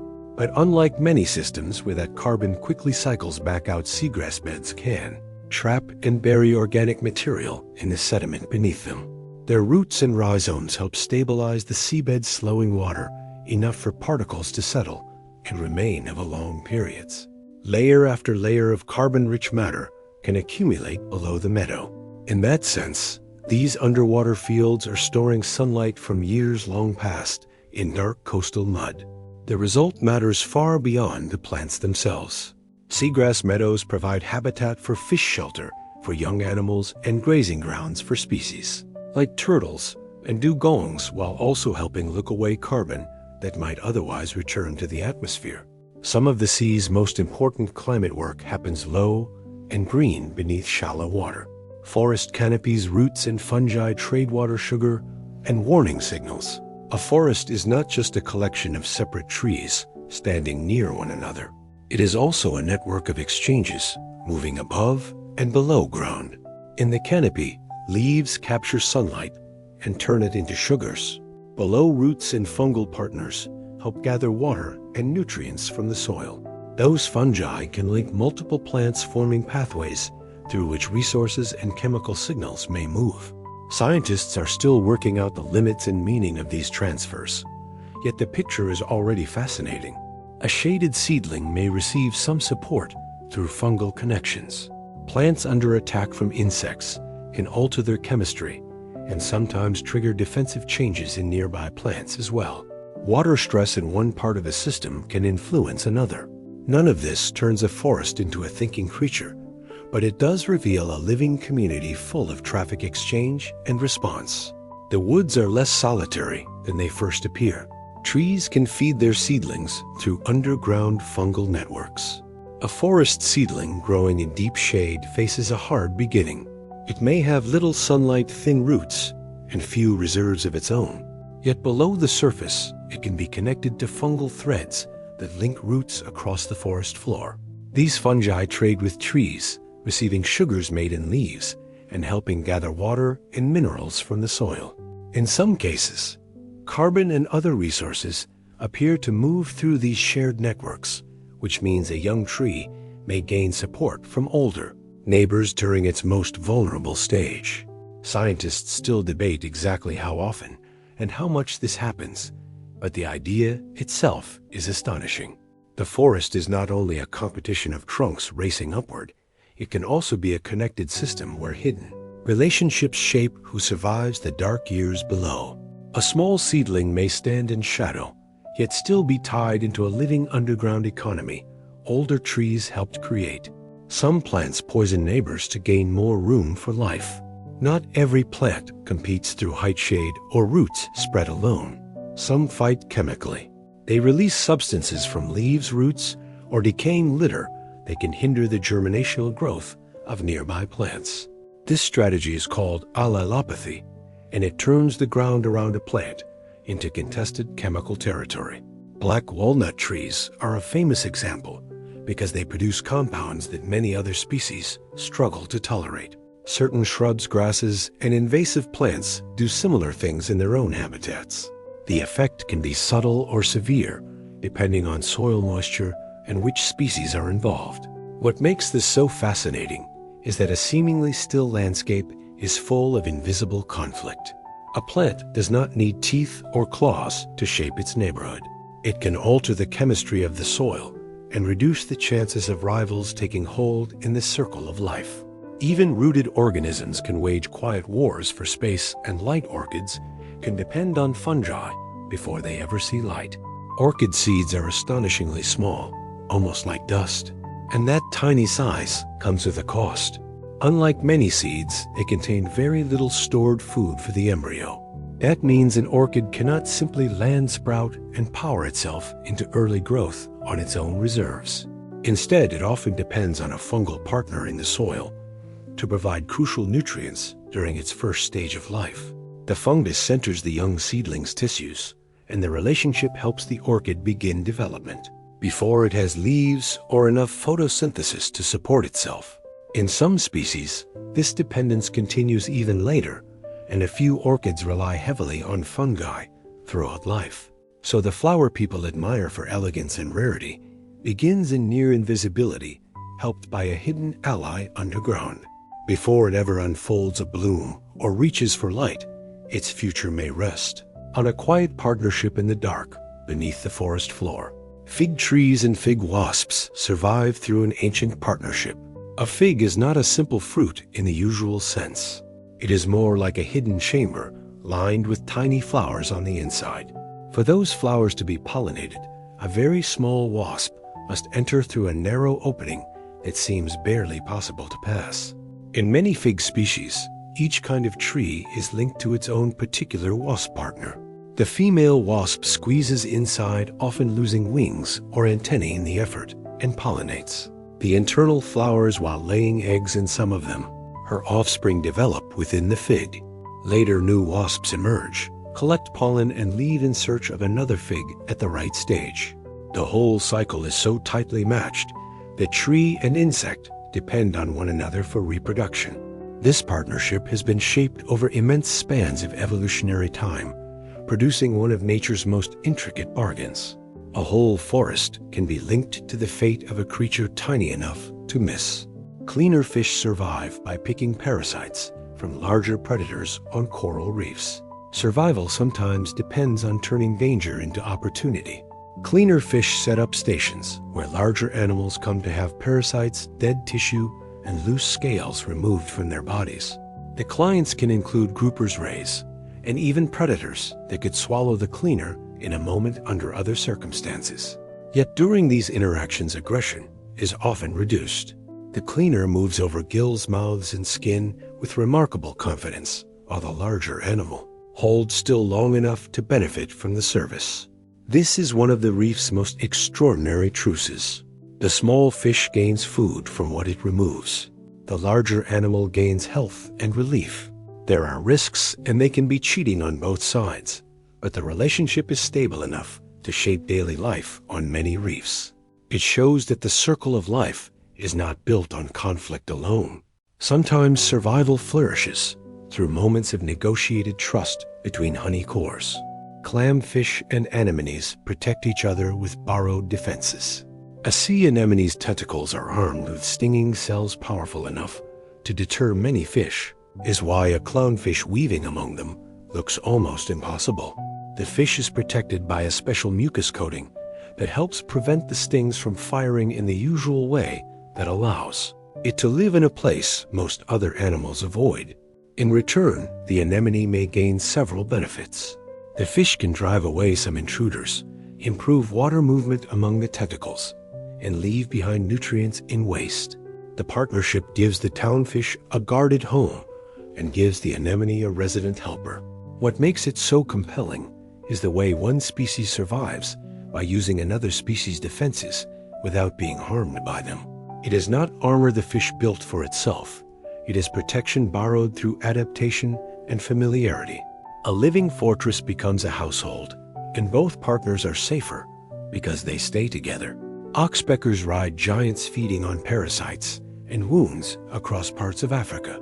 Large mammals may carry small birds on their backs as they move through grasslands and scrub.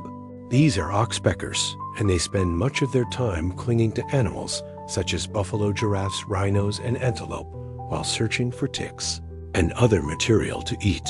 At first glance, it seems like an ideal cleaning partnership. The bird gets a steady meal, the mammal loses some parasites, yet the relationship is more complicated than a simple favor. Oxpeckers may also feed at wounds and keep them open longer, which means the benefit to the host can be mixed. That complexity makes the partnership even more interesting because it shows how life rarely divides neatly into friend or enemy. The birds ride on muscle and hide like living passengers on moving continents, taking what they can from bodies far larger than their own. It is a reminder that even close biological relationships can be full of tension as well as advantage. Remoras travel with sharks living from scraps and safe passage. A remora is built for attachment. On top of its head is a modified dorsal fin shaped into a suction disc, which lets it fasten itself to larger marine animals, such as sharks, rays, turtles, and even whales. Once attached, it gains an extraordinary advantage. It can travel long distances without spending much energy ride through a world of predators with some protection and feed on scraps from its host's meals or on small organisms associated with the host's body. The shark does not usually gain much from this arrangement, but the cost is often small. What makes the remora so fascinating is how completely it is adapted to a life of borrowed movement. It is not merely following a giant, it is turning another creature into transport, cover, and dining opportunity at once. In the open ocean, where shelter is scarce and travelers costly, that strategy can make the difference. Between drifting alone and surviving in powerful company, some birds spread forests by passing seeds through their bodies. A bird swallowing fruit may look like the end of a seed's chances, but for many plants, it is the beginning of a journey. Seeds that survive digestion can be carried far from the parent tree, then dropped with a packet of nutrient-rich waste that helps them start. This is one of the great ways forests spread across landscapes. Birds can cross rivers, clearings, cliffs, and damaged ground where seeds might never roll or blow on their own. Some species are especially important because they eat large fruits and move large seeds, which smaller animals cannot handle. Others scatter countless smaller seeds across wide territories every day. What matters is not only distance, but direction. A seed moved away from the parent may escape overcrowding disease or seed-eating predators concentrated nearby. So a bird in flight is also a courier of future shade. Forests do not only grow from the ground, they are carried outward on wings. Fruit evolved sweetness partly to recruit animals as couriers. Sweetness is not only a pleasure for human taste. In evolutionary terms, it can be an advertisement. A ripe fruit is often signaling to animals that it is ready to be eaten because eating is the very thing that helps the plant move its seeds. Sugars make the fruit attractive. Color changes make it easier to spot. Softer flesh makes it easier to consume. All of this can work together to persuade birds, mammals, and other animals to act as transport. The animal receives energy, the plant gains movement for its offspring. If the seeds survive the trip through the gut or a drop elsewhere, after feeding, the next generation gets a chance to grow, away from the crowded shadow of the parent. This means a peach, berry, fig, or palm fruit is not simply food. It is part of a long negotiation between plant and animal appetite. The sweetness that delights the eater also serves the quiet ambitions of the seed within. Pollination turns hunger, scent, color, and timing into survival. Pollination is one of nature's most elegant acts of persuasion. A plant comes up to searching for a partner, so it must turn itself into an irresistible invitation. Color draws attention from a distant scent, carries through air as a signal. Nectar rewards the visitor that arrives hungry. Timing decides who gets the message, with some flowers opening at dawn, some at dusk, and others only under very specific conditions. The result is not decoration for its own sake. It is survival built from attraction and precision. A bee, moth, bird, beetle, or bat follows its own needs, yet in doing so it becomes part of a plant's future. Reproduction happens because appetite meets design at exactly the right moment. What looks like beauty in a field or garden is often strategy made visible. Every bloom is an offer, and every successful visit is a small victory in the long effort to keep life moving forward through another generation. Some flowers bloom for a single night to meet one pollinator. A flower that lasts only one night seems almost impossibly wasteful until you realize how exact its target can be. Some plants do not need a long season of visitors.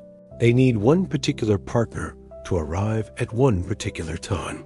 So they open, briefly release a powerful scent into the evening. Air and present nectar or pollen, just when the right pollinator is on the wing. Large white blossoms visited by night-flying moths are classic examples because pale petals show well in low light and fragrance travels farther in darkness than color can.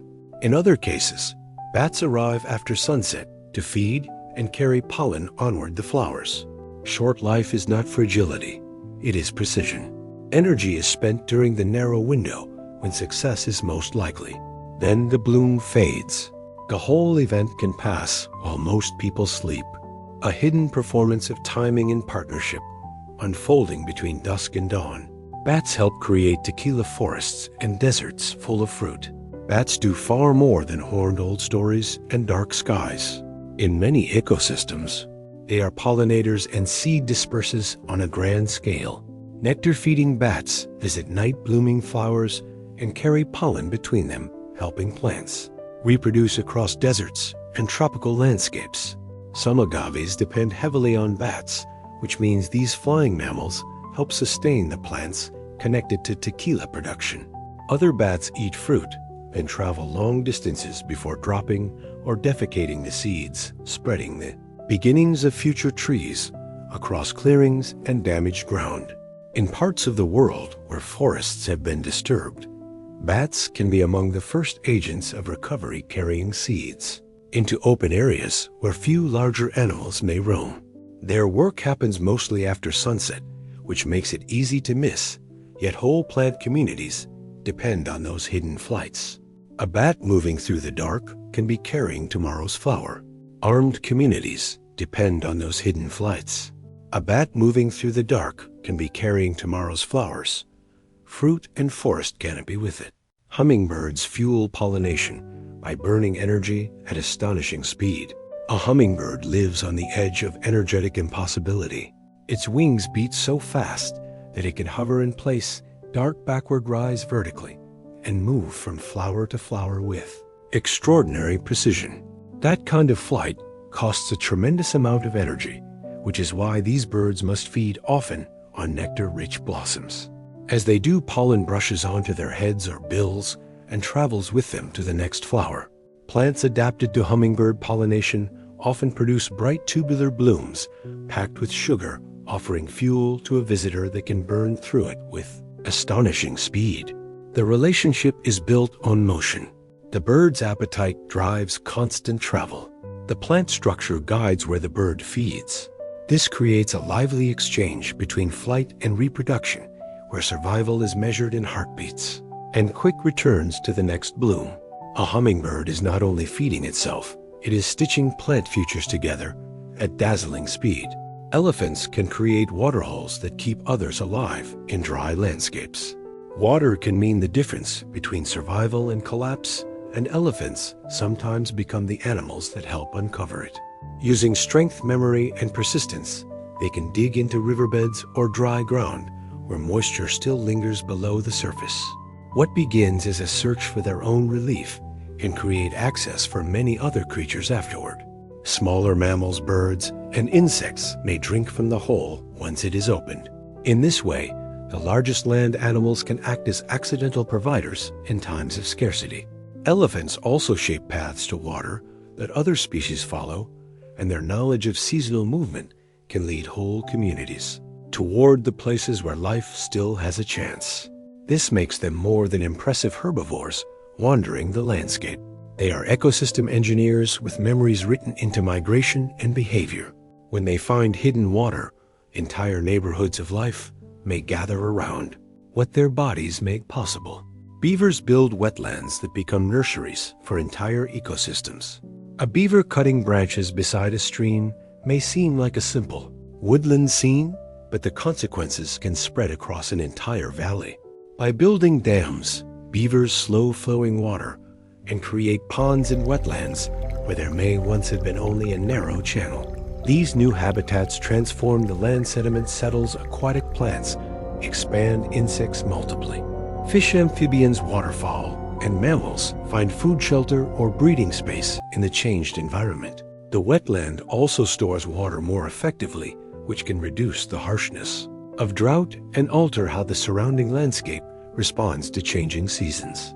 Young animals of many kinds benefit from these quieter, shallower waters, which is why beaver landscapes often become nurseries full of growth and motion.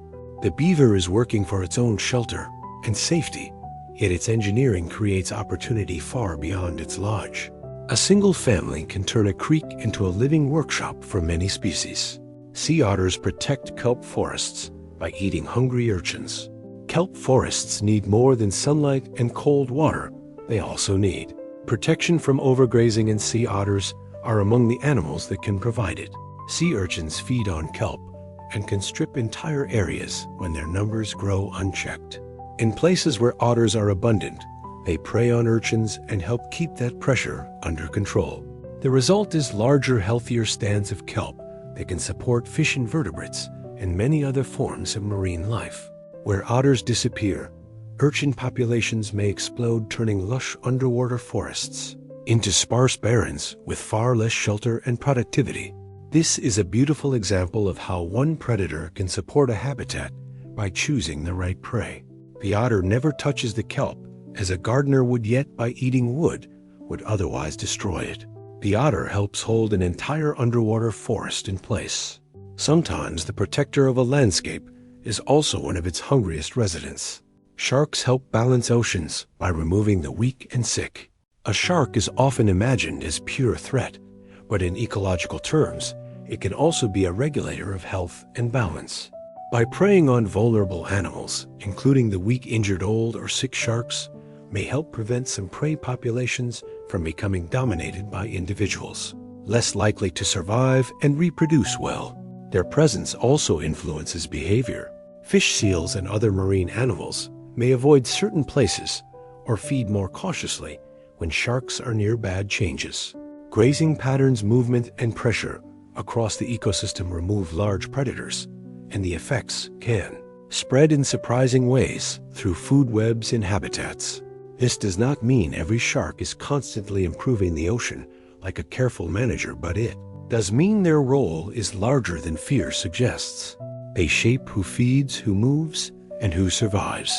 A shark's bite is only the visible edge of a deeper influence that can help keep marine systems from slipping out of balance. Predators can protect plant life without touching a single leaf. A predator does not need to eat plants to shape the fate of forests, grasslands, or riverbanks. Its influence can travel through the animals it hunts. When herbivores face a serious risk of being chased or killed, they often change where they feed, how long they stay, and how boldly they use exposed ground. That shift in behavior can spare young trees, tender shrubs, or streamside growth from being browsed too heavily. In some ecosystems, the mere presence of a predator helps create patches where plants regain ground, because grazing animals no longer linger there so comfortably. This is one of the most fascinating indirect effects in nature. Teeth aimed at deer, antelope, or other herbivores can alter the future of leaves never bitten by the hunter itself. Life is linked by chains of consequence, not just direct contact. A stalking predator can shape the green world simply by making other animals nervous. Parasites shape evolution by forcing hosts into constant change. Parasites are among the most relentless drivers of biological change. They feed on hosts' exploit bodies and spread through strategies that can be astonishingly refined. In response, hosts evolved defenses, such as tougher barriers, smarter immune reactions, altered behavior, or new life cycle timing. Then parasites adapt again to overcome those defenses. The result is an evolutionary contest that never truly settles. This ongoing pressure can influence which genes spread through populations and which traits help individuals leave descendants.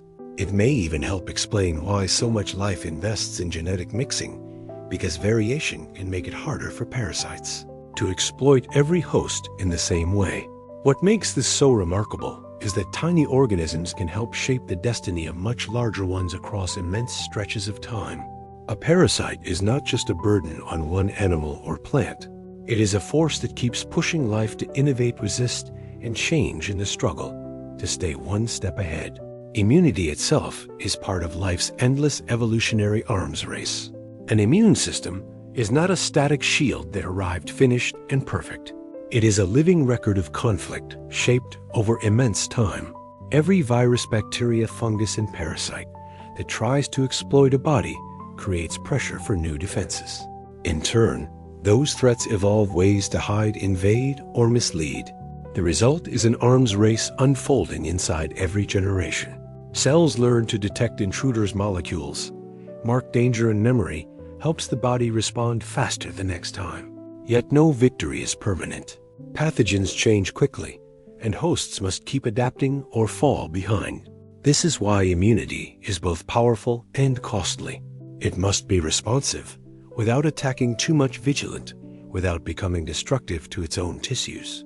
What feels like ordinary recovery from illness rests on an ancient struggle written into blood-linked skin and cells.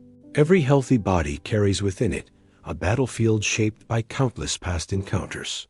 Sexual reproduction mixes old genes into never-before-seen combinations. Sexual reproduction is something astonishingly creative with ancient material. Instead of passing life onward as a near copy, it shuffles inherited genes into combinations that have never existed before. A child may carry familiar features, but the exact arrangement of traits is new. This mixing happens through the formation of eggs and sperm, where chromosomes are divided and exchanged in ways that generate variety before two parents' genes even meet. The result is not random chaos, it is structured novelty built from old instructions, but arranged into fresh possibilities. In a changing world, that can be a profound advantage. New combinations may help some individuals resist disease, tolerate heat, digest different foods, or survive shifting conditions better than others. Sexual reproduction is costly and complex compared with simple cloning, yet life has returned to it again and again because variation is powerful. The future is not copied straight from the past, it is recombined from it. Mutation gives life new options when worlds begin to change. Mutation is often described as error, but without it, life would have far fewer ways to respond when circumstances shift. A mutation is a change in genetic material, and most do little or nothing useful. Some are harmful, yet now, and then one opened a door that did not exist before. It may alter pigment shape, a protein differently shift development or change how a body handles heat, cold, salt, altitude, or disease. In a stable world, such changes might remain rare and unimportant, but when climates move, habitats break apart, predators arrive, or food sources change, a once minor difference can become the key to survival. Evolution cannot plan ahead. It works with what variation happens to appear. Mutation supplies that variation, giving natural selection something to work on when older solutions stop fitting the world. In that sense, mutation is one of life's quiet sources of possibility, a generator of options for futures not yet arrived. Extinction clears space for entirely different forms of life. Extinction is loss on a grand scale, and nothing about it is gentle for the lineages that disappear. Yet in the long history of life, disappearance has often opened ecological space for very different survivors. When dominant groups vanish, habitats, food sources, and lifestyles that were once tightly occupied can become available again. Creatures that had lived in the margins may diversify into those openings, evolving new sizes, behaviors, and body plans over time. This does not make extinction good in any simple sense. It means only that evolution keeps moving through absence as well as survival. The world after a loss is not the same world as before. Forests, oceans, and skies can be claimed by new rulers because old ones are gone. Some of the most dramatic turns in Earth's biological story begin with empty niches waiting to be filled. A vanished lineage leaves behind not only silence, but opportunity for something wholly different to emerge. The dinosaurs' fall helped mammals rise into new worlds. For much of the age of dinosaurs, mammals were present, but largely lived in the shadows of far larger and more dominant animals. Many were small, nocturnal, and limited in the roles they could occupy. Then came the catastrophe at the end of the Cretaceous, when a massive asteroid impact and its aftermath helped erase non-avian dinosaurs from most of the planet. The change was devastating, but it also transformed opportunity. With giant reptilian rulers gone, many ecological niches opened across land, water, and air. Mammals began diversifying into new forms with extraordinary speed over evolutionary time. Some became swift runners, some burrowers, some climbers, some swimmers, and eventually some enormous predators changed.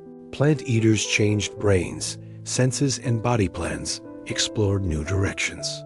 Humans are part of that distant consequence.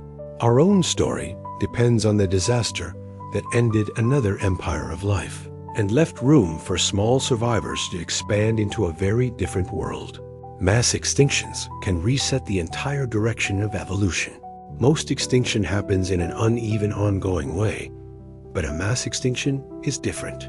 It is a crisis so sweeping that large portions of life vanish across many groups and habitats in geologically short spans of time. When that happens, evolution does not simply continue on the same path. With fewer players, the direction itself can change. Entire dominant lineages may disappear, food webs are broken apart, landscapes and oceans are repopulated by survivors that suddenly face a transformed world. After such events, traits that were once marginal may become valuable, and groups that were once minor can expand dramatically. Earth's history includes several of these great resets, and each reshaped the possibilities that came after.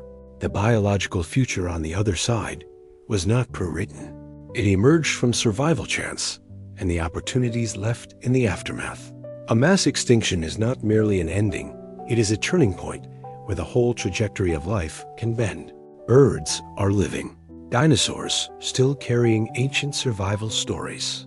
With a bird lifts from a branch or crosses the sky, you are seeing the last surviving lineage of dinosaurs in motion. This is not a poetic comparison. Birds evolved from small feathered theropod dinosaurs, and their bodies still carry that ancestry in bone structure, posture, eggs, nesting behavior, and the remarkable anatomy of feathers. The catastrophe that ended the non-avian dinosaurs did not erase the whole group. One branch survived and continued through time until it became the sparrows, owls, parrots, eagles, penguins, and hummingbirds of today. That means the dinosaur story never fully ended. It changed scale and took to the modern world in new forms. A robin on a lawn and a pigeon in a city both belong to an ancient lineage that endured one of Earth's greatest crises. Their songs, migrations, and courtship displays are part of a survival story stretching back to the Mesozoic. Dinosaurs did not only leave fossils, they still fly overhead. Human bodies still carry traces of life's oldest ancestors. The human body feels modern to us because it is familiar, yet it is assembled from features with very deep ancestry. Your spine reflects a vertebrate past your limbs, follow a pattern inherited from long ago tetrapod ancestors. The jaw, middle ear bones, and arrangement of major organs all carry echoes of older chapters in animal evolution. Even early development reveals structures that make more sense when seen as inherited history rather than fresh design. We do not begin from scratch in each generation. We are built from modifications of ancient plans that worked well enough to be preserved and reshaped across immense time. This is why the body can seem like a museum that moves and speaks. New traits were added, old ones were repurposed, and some leftovers remain despite no longer serving their original role. To look at a human being is also to look at a long chain of survival written in tissue bone and shared biological architecture.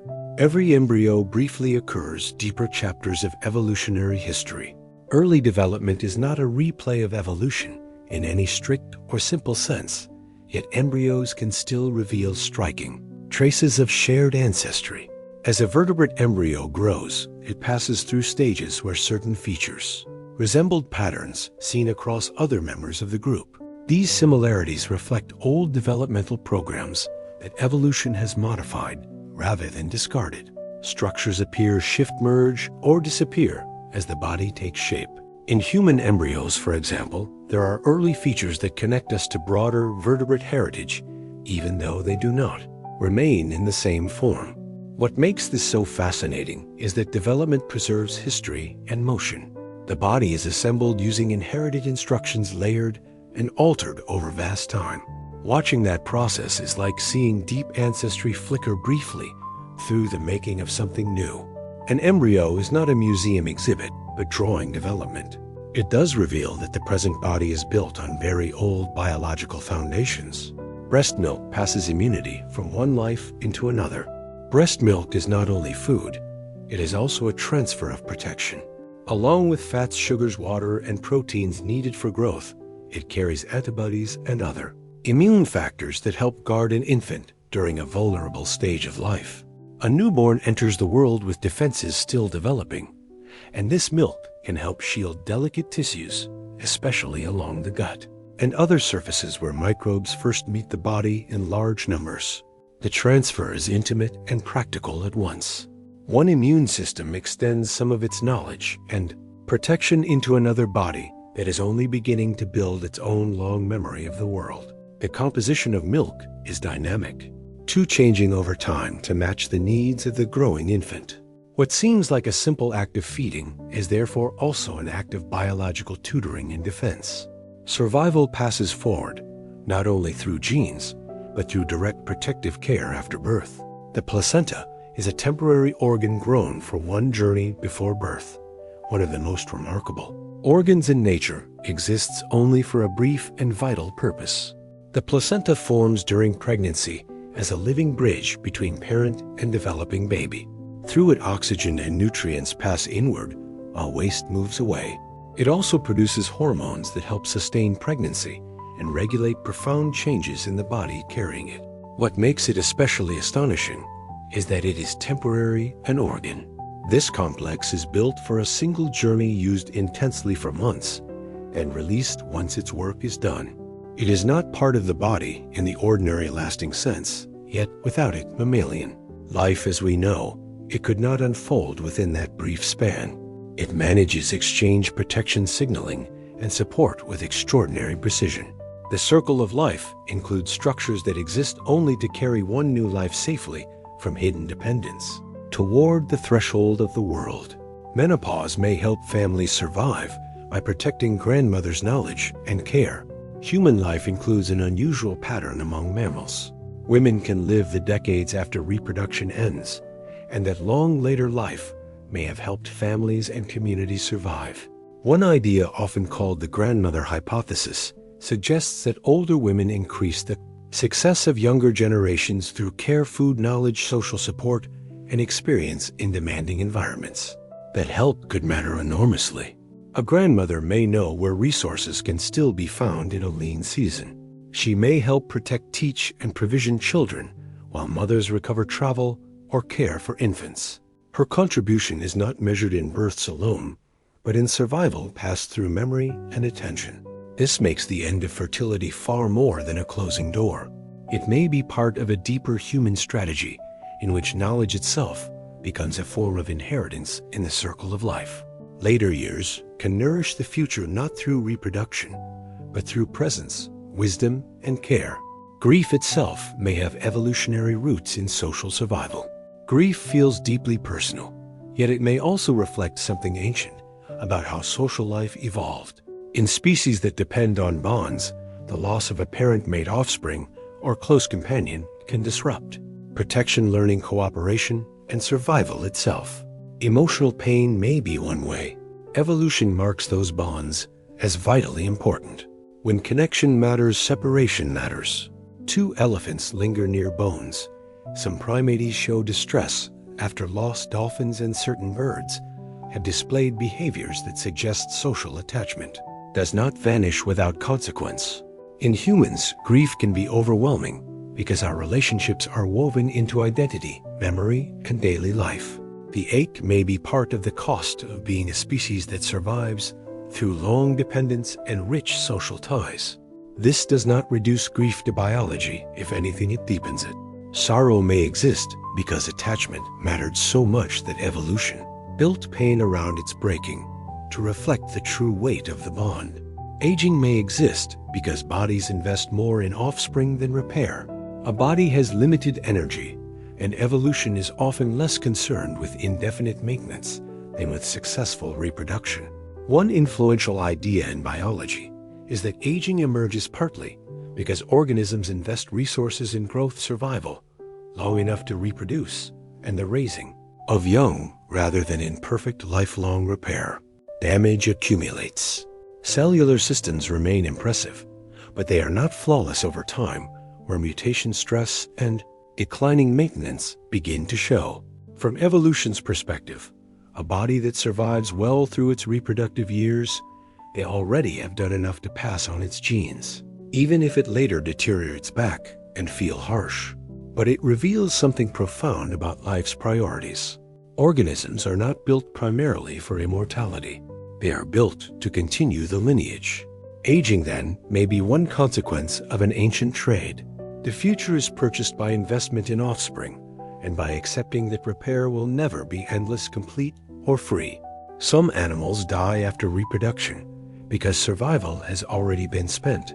In some species, reproduction is not followed by recovery, but by collapse. Pacific salmon are famous for this pattern, yet they are not alone.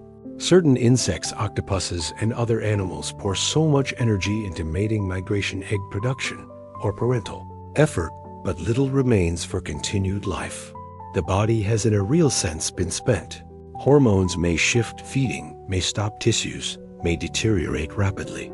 From a human perspective, it can seem shocking that evolution would favor such a plan if one huge effort produces more surviving offspring than repeated smaller ones, then the strategy can endure. Life does not always aim for longevity. Sometimes it aims for a single overwhelming transfer into the next generation that makes reproduction feel less like an event and more like a final expenditure. In these species, the future is purchased so completely that the parents owned. Survival becomes secondary or no longer necessary at all. Even stars take part by forging elements life must borrow. Life on Earth depends on materials that were not made here in the early universe. There were mostly the lightest elements. The heavier ones needed for rocky planets and living chemistry were forged later inside stars and during stellar explosions. Carbon, oxygen, calcium, iron, phosphorus, and many other elements essential to bodies. Cells and bones were created in cosmic furnaces long before Earth existed. When stars died, they scattered those ingredients into space, enriching clouds of gas and dust that later formed new stars, planets, oceans, and eventually living things. That means every organism is participating in a cycle far larger than biology alone. The circle of life reaches backward into astrophysics. Your blood depends on ancient stellar events. Your teeth and skeleton carry the aftermath of long-dead suns. Life does not create its raw materials from nothing. It inherits them from the universe, borrowing matter forged in fire to build brief and astonishing forms. The carbon cycle moves through air, ocean, rock, soil, and flesh. Carbon is one of the great travelers of Earth. It moves through the atmosphere as carbon dioxide enters plants through photosynthesis, passes into animals through food, returns through breathing and decay, and can sink into ocean soils, shells, and stone. Some carbon cycles quickly through leaves, bodies, and air, within days or years. Some becomes locked away in wood-deep sediments, limestone, or fossil fuels for ages beyond human memory. Volcanoes, weathering currents, microbes, and fire all play roles in shifting it onward. What makes this so extraordinary is the range. The same element can drift in sky, dissolve in seawater, harden into rock, feed a forest, and briefly become part of a human thought. Carbon is a thread linking chemistry, geology, climate, and life into one moving system. The circle of life is not only about birth and death in organisms, it is also about the endless journey of matter through worlds living and non-living alike. The nitrogen in your body was once fixed by microbes. Nitrogen is essential for proteins, DNA, and many of life's most important molecules. Yet most organisms cannot use the vast reservoir of nitrogen gas in the atmosphere directly. Before it could become part of your muscle skin enzymes or genes, it had to be transformed into usable forms such as ammonia or nitrate. That critical step, called nitrogen fixation, is carried out mainly by certain microbes. Some live freely in soil or water. Others form close partnerships with plants, especially leg use, helping feed roots while gaining shelter and nutrients in return. From there, nitrogen moves through food webs into animals and onward through waste and decay. This goes the element, a remarkable story.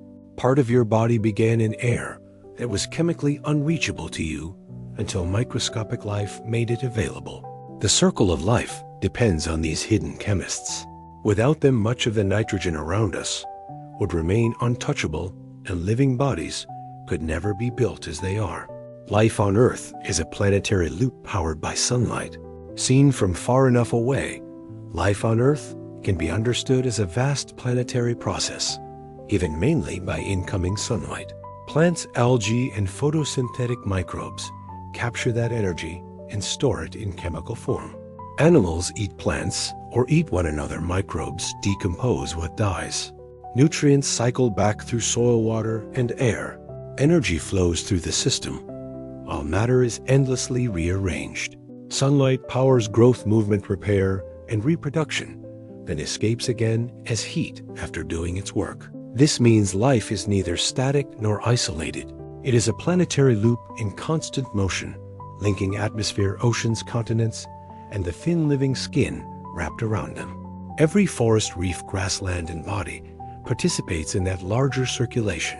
The circle of life is not merely a poetic image, it is a literal pattern of energy entering matter, cycling, and living forms rising and falling within that exchange.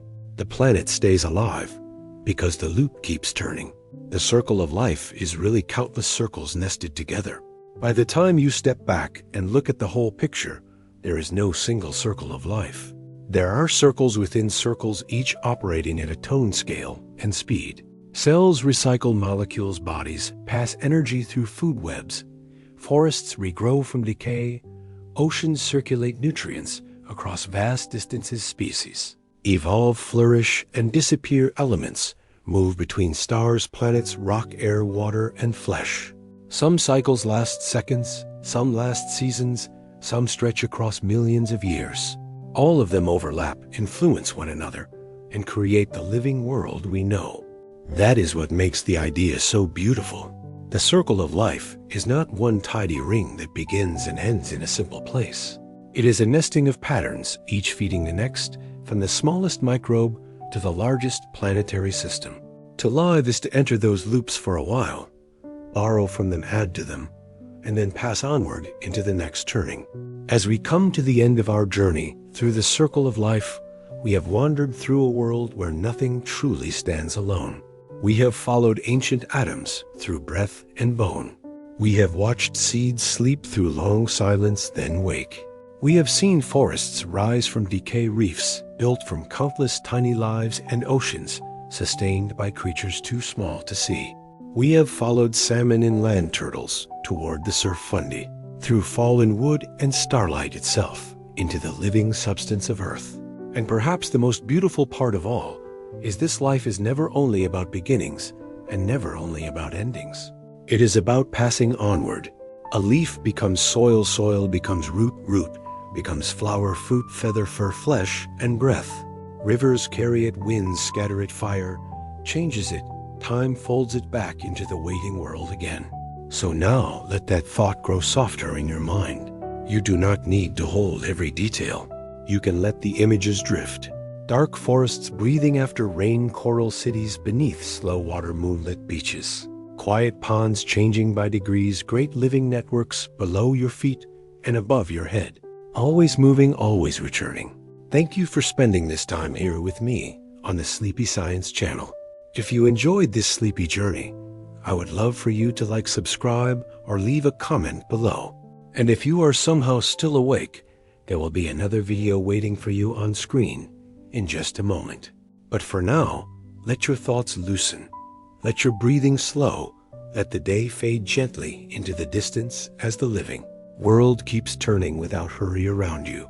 Sleep well and good night.